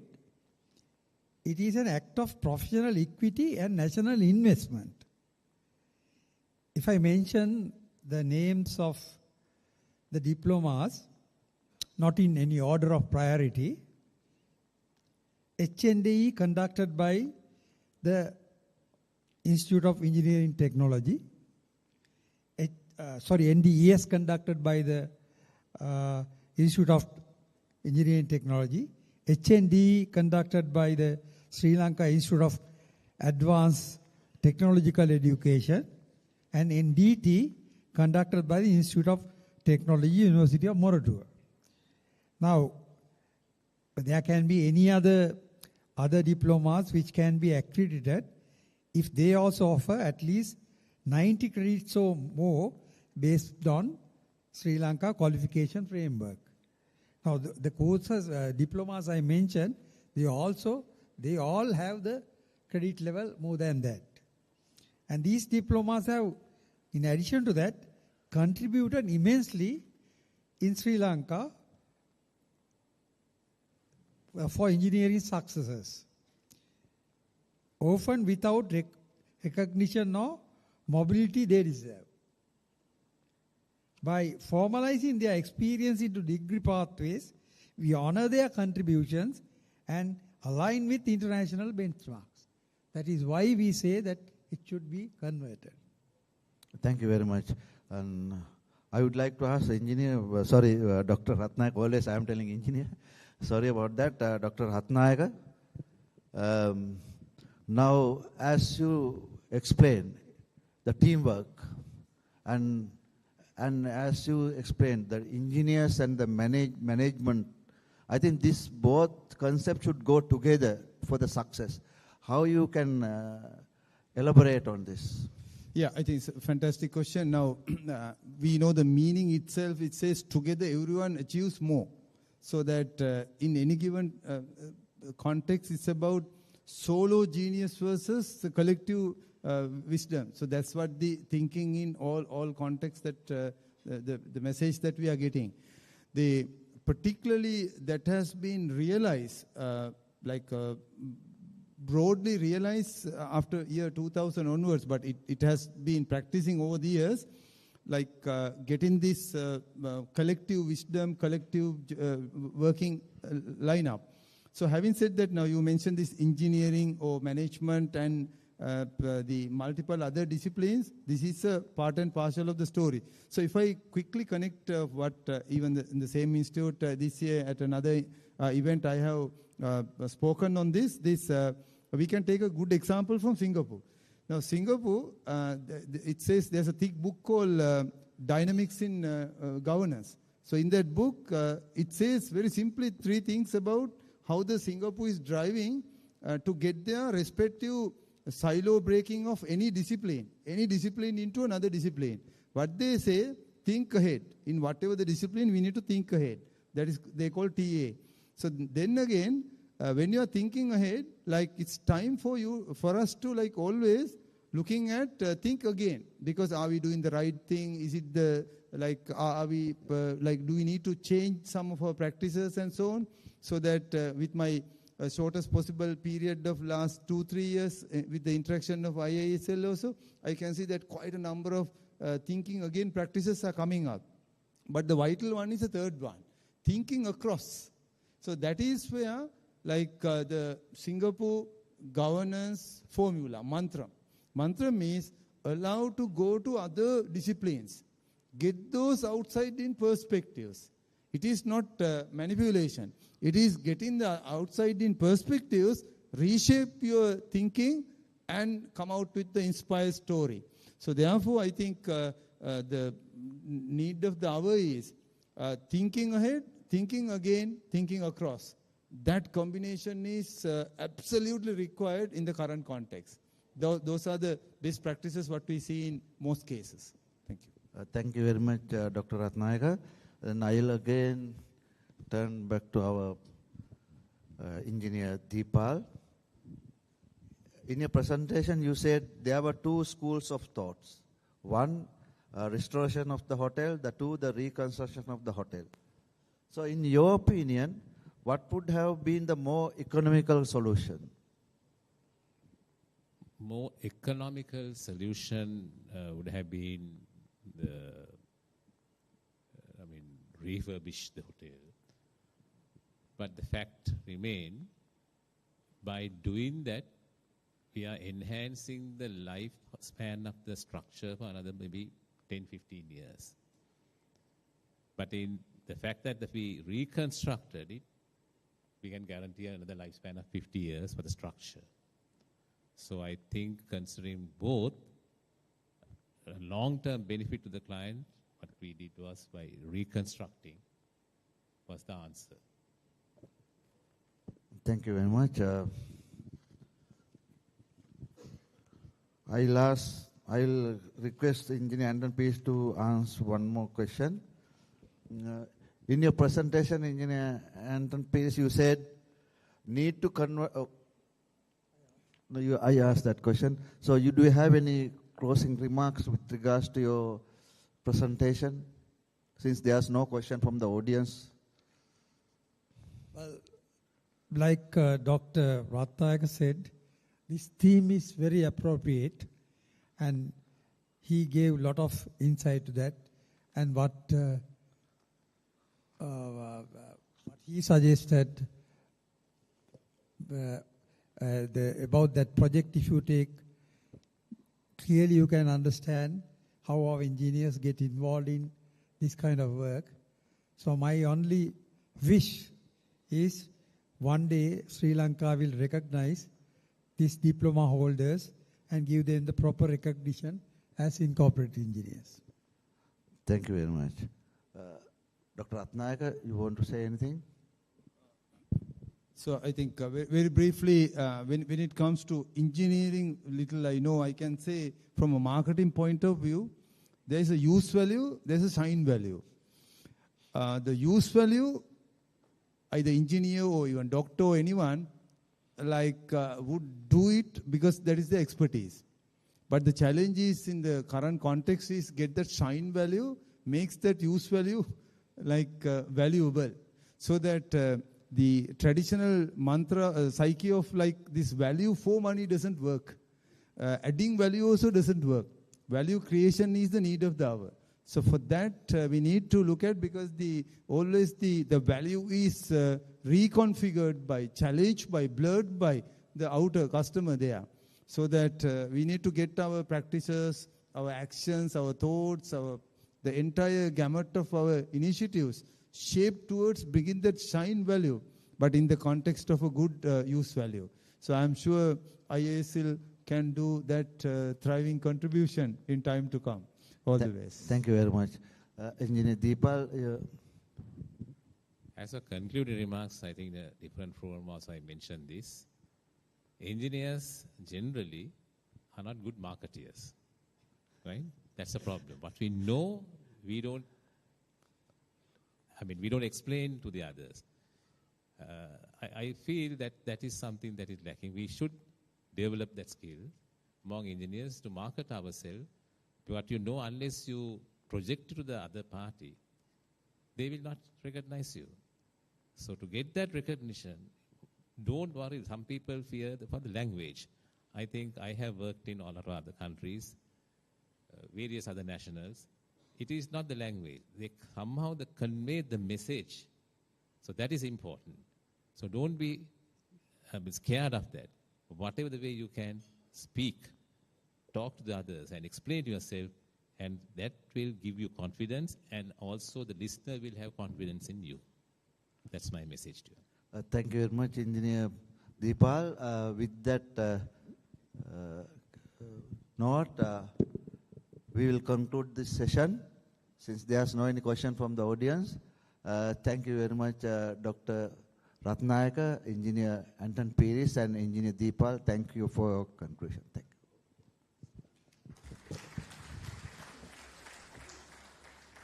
Thank you very much, gentlemen, for that very insightful panel discussion. I would like to request you to remain on stage because we have tokens of appreciation for you.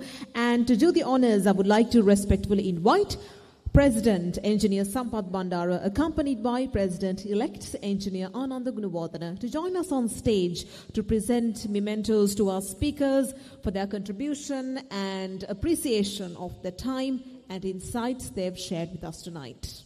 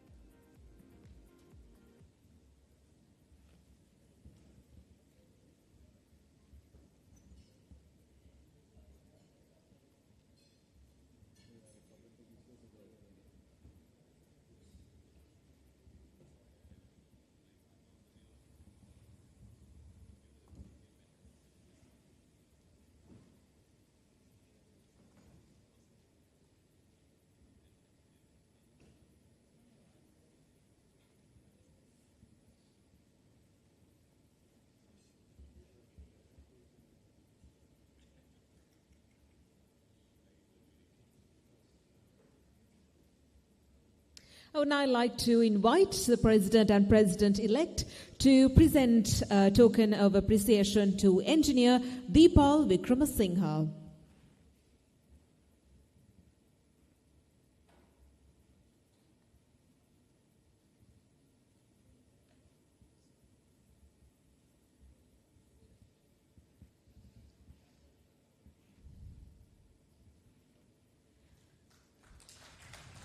Thank you very much, Engineer Deepal Vikramasinghe, for joining us this evening. And next, I would like to invite to present a token of appreciation to Dr. Samantha Ratnayaka.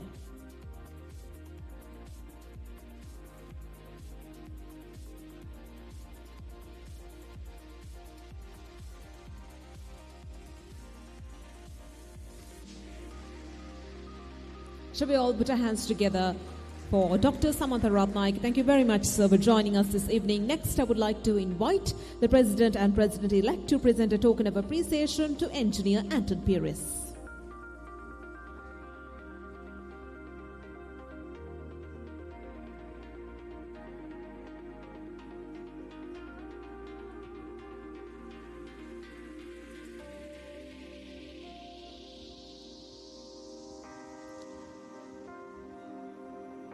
Ladies and gentlemen, put your hands together for Engineer Anton Piris. Thank you very much, sir, for joining us. And finally, I would like to invite President and President-elect to present a token of appreciation to our moderator this evening, Engineer Dr. Jayantha Hettiarachchi.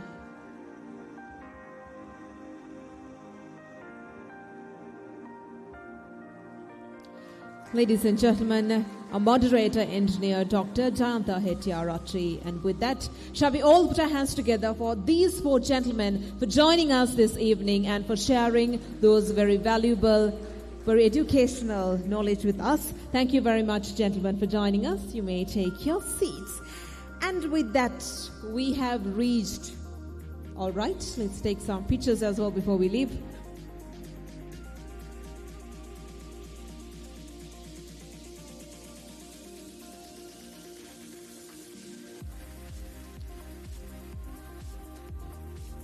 Thank you very much. With that, we close the formal proceedings of the event tonight, and it is my honor to introduce President-elect Engineer Ananda Gunawardena to propose a vote of thanks. Engineer Ananda Gunawardena began his illustrious career after earning his National Diploma in Technology Civil Engineering from the University of Moratuwa, followed by advanced academic achievements including an MBA from the University of Rajarata and executive diplomas from the University of Colombo and the National Institute of Business Management.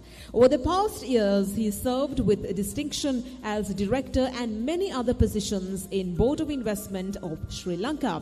His contributions extend beyond administration.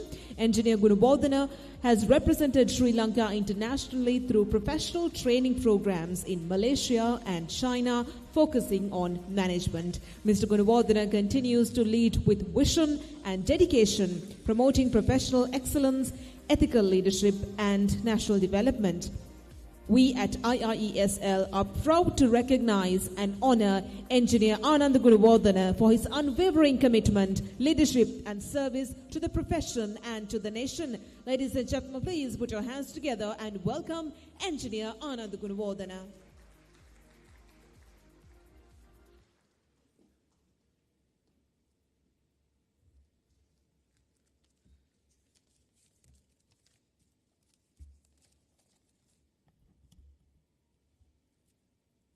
Ladies and gentlemen, as the curtains draw on this enlightening and memorable evening of Inco Fusion, I am deeply honored to deliver the vote of thanks on behalf of the Institution of Incorporated Engineers Sri Lanka.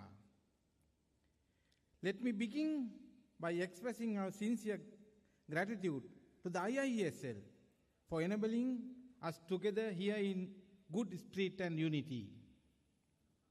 Tonight's program has been a perfect fusion of knowledge, culture, and professional fellowship. We are truly embedded to our distinguished speakers, Dr. Kishu Gomes, Engineer Deepal Wickramasinghe, and Dr. Samantha Ratnayaka, for their thought-provoking and inspiring presentations. Each of you brought a unique and valuable perspectives that enrich us all. Our sincere appreciation also goes to our keynote speaker, past President, Engineer Anton Pires, for his powerful opening that set the tone for an evening of learning and reflection. I wish to take this opportunity to express heartfelt gratitude to the special invitees who have graced us with their presence today. President IIESL, Engineer Granny Jayalat, Managing Director Osina Group, Engineer Chitra Boteju, Chairman National Paper Corporation Limited, Engineer Upali Ratnayaka, Chairman IIESL, Engineer Tilak Dizilla, and also Chairman SIDA, Professor Chandana Jayalat,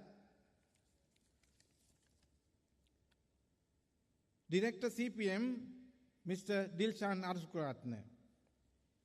Your participation and continuous support are a testament to the strong bonds between the engineering fraternity and allied sectors, and we are truly grateful for your presence. To our sponsors, thank you for your unwavering support. Your contributions were instrumental in making this event a success. To the past presidents, council members, organizing committee, and volunteers, especially office staff,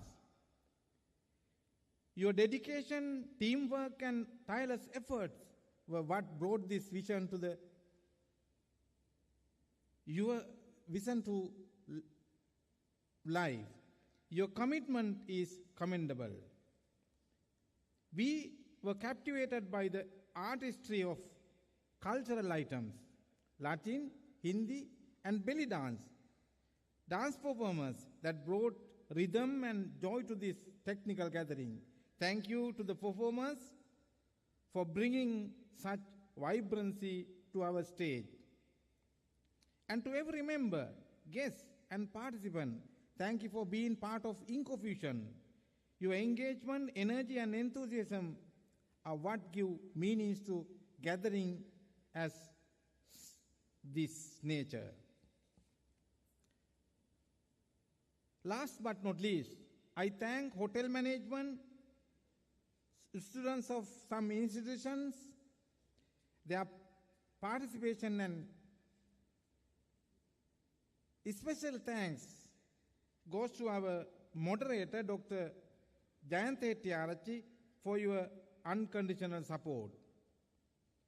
As we now look forward for the fellowship dinner, let us carry the knowledge and the inspiration gained today into our professional lives. Once again, thank you all, and may we continue to build a stronger, more connected, and forward-thinking engineering community. Have a pleasant evening. Thank you.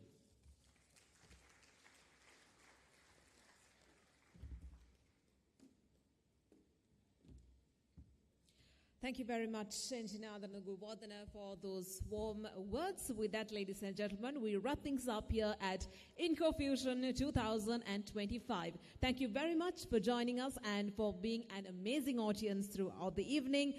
And I would like to now invite you to enjoy dinner and talk to each other, enjoy the fellowship session we have right now. Thank you very much once again, and enjoy the rest of the evening. Good night.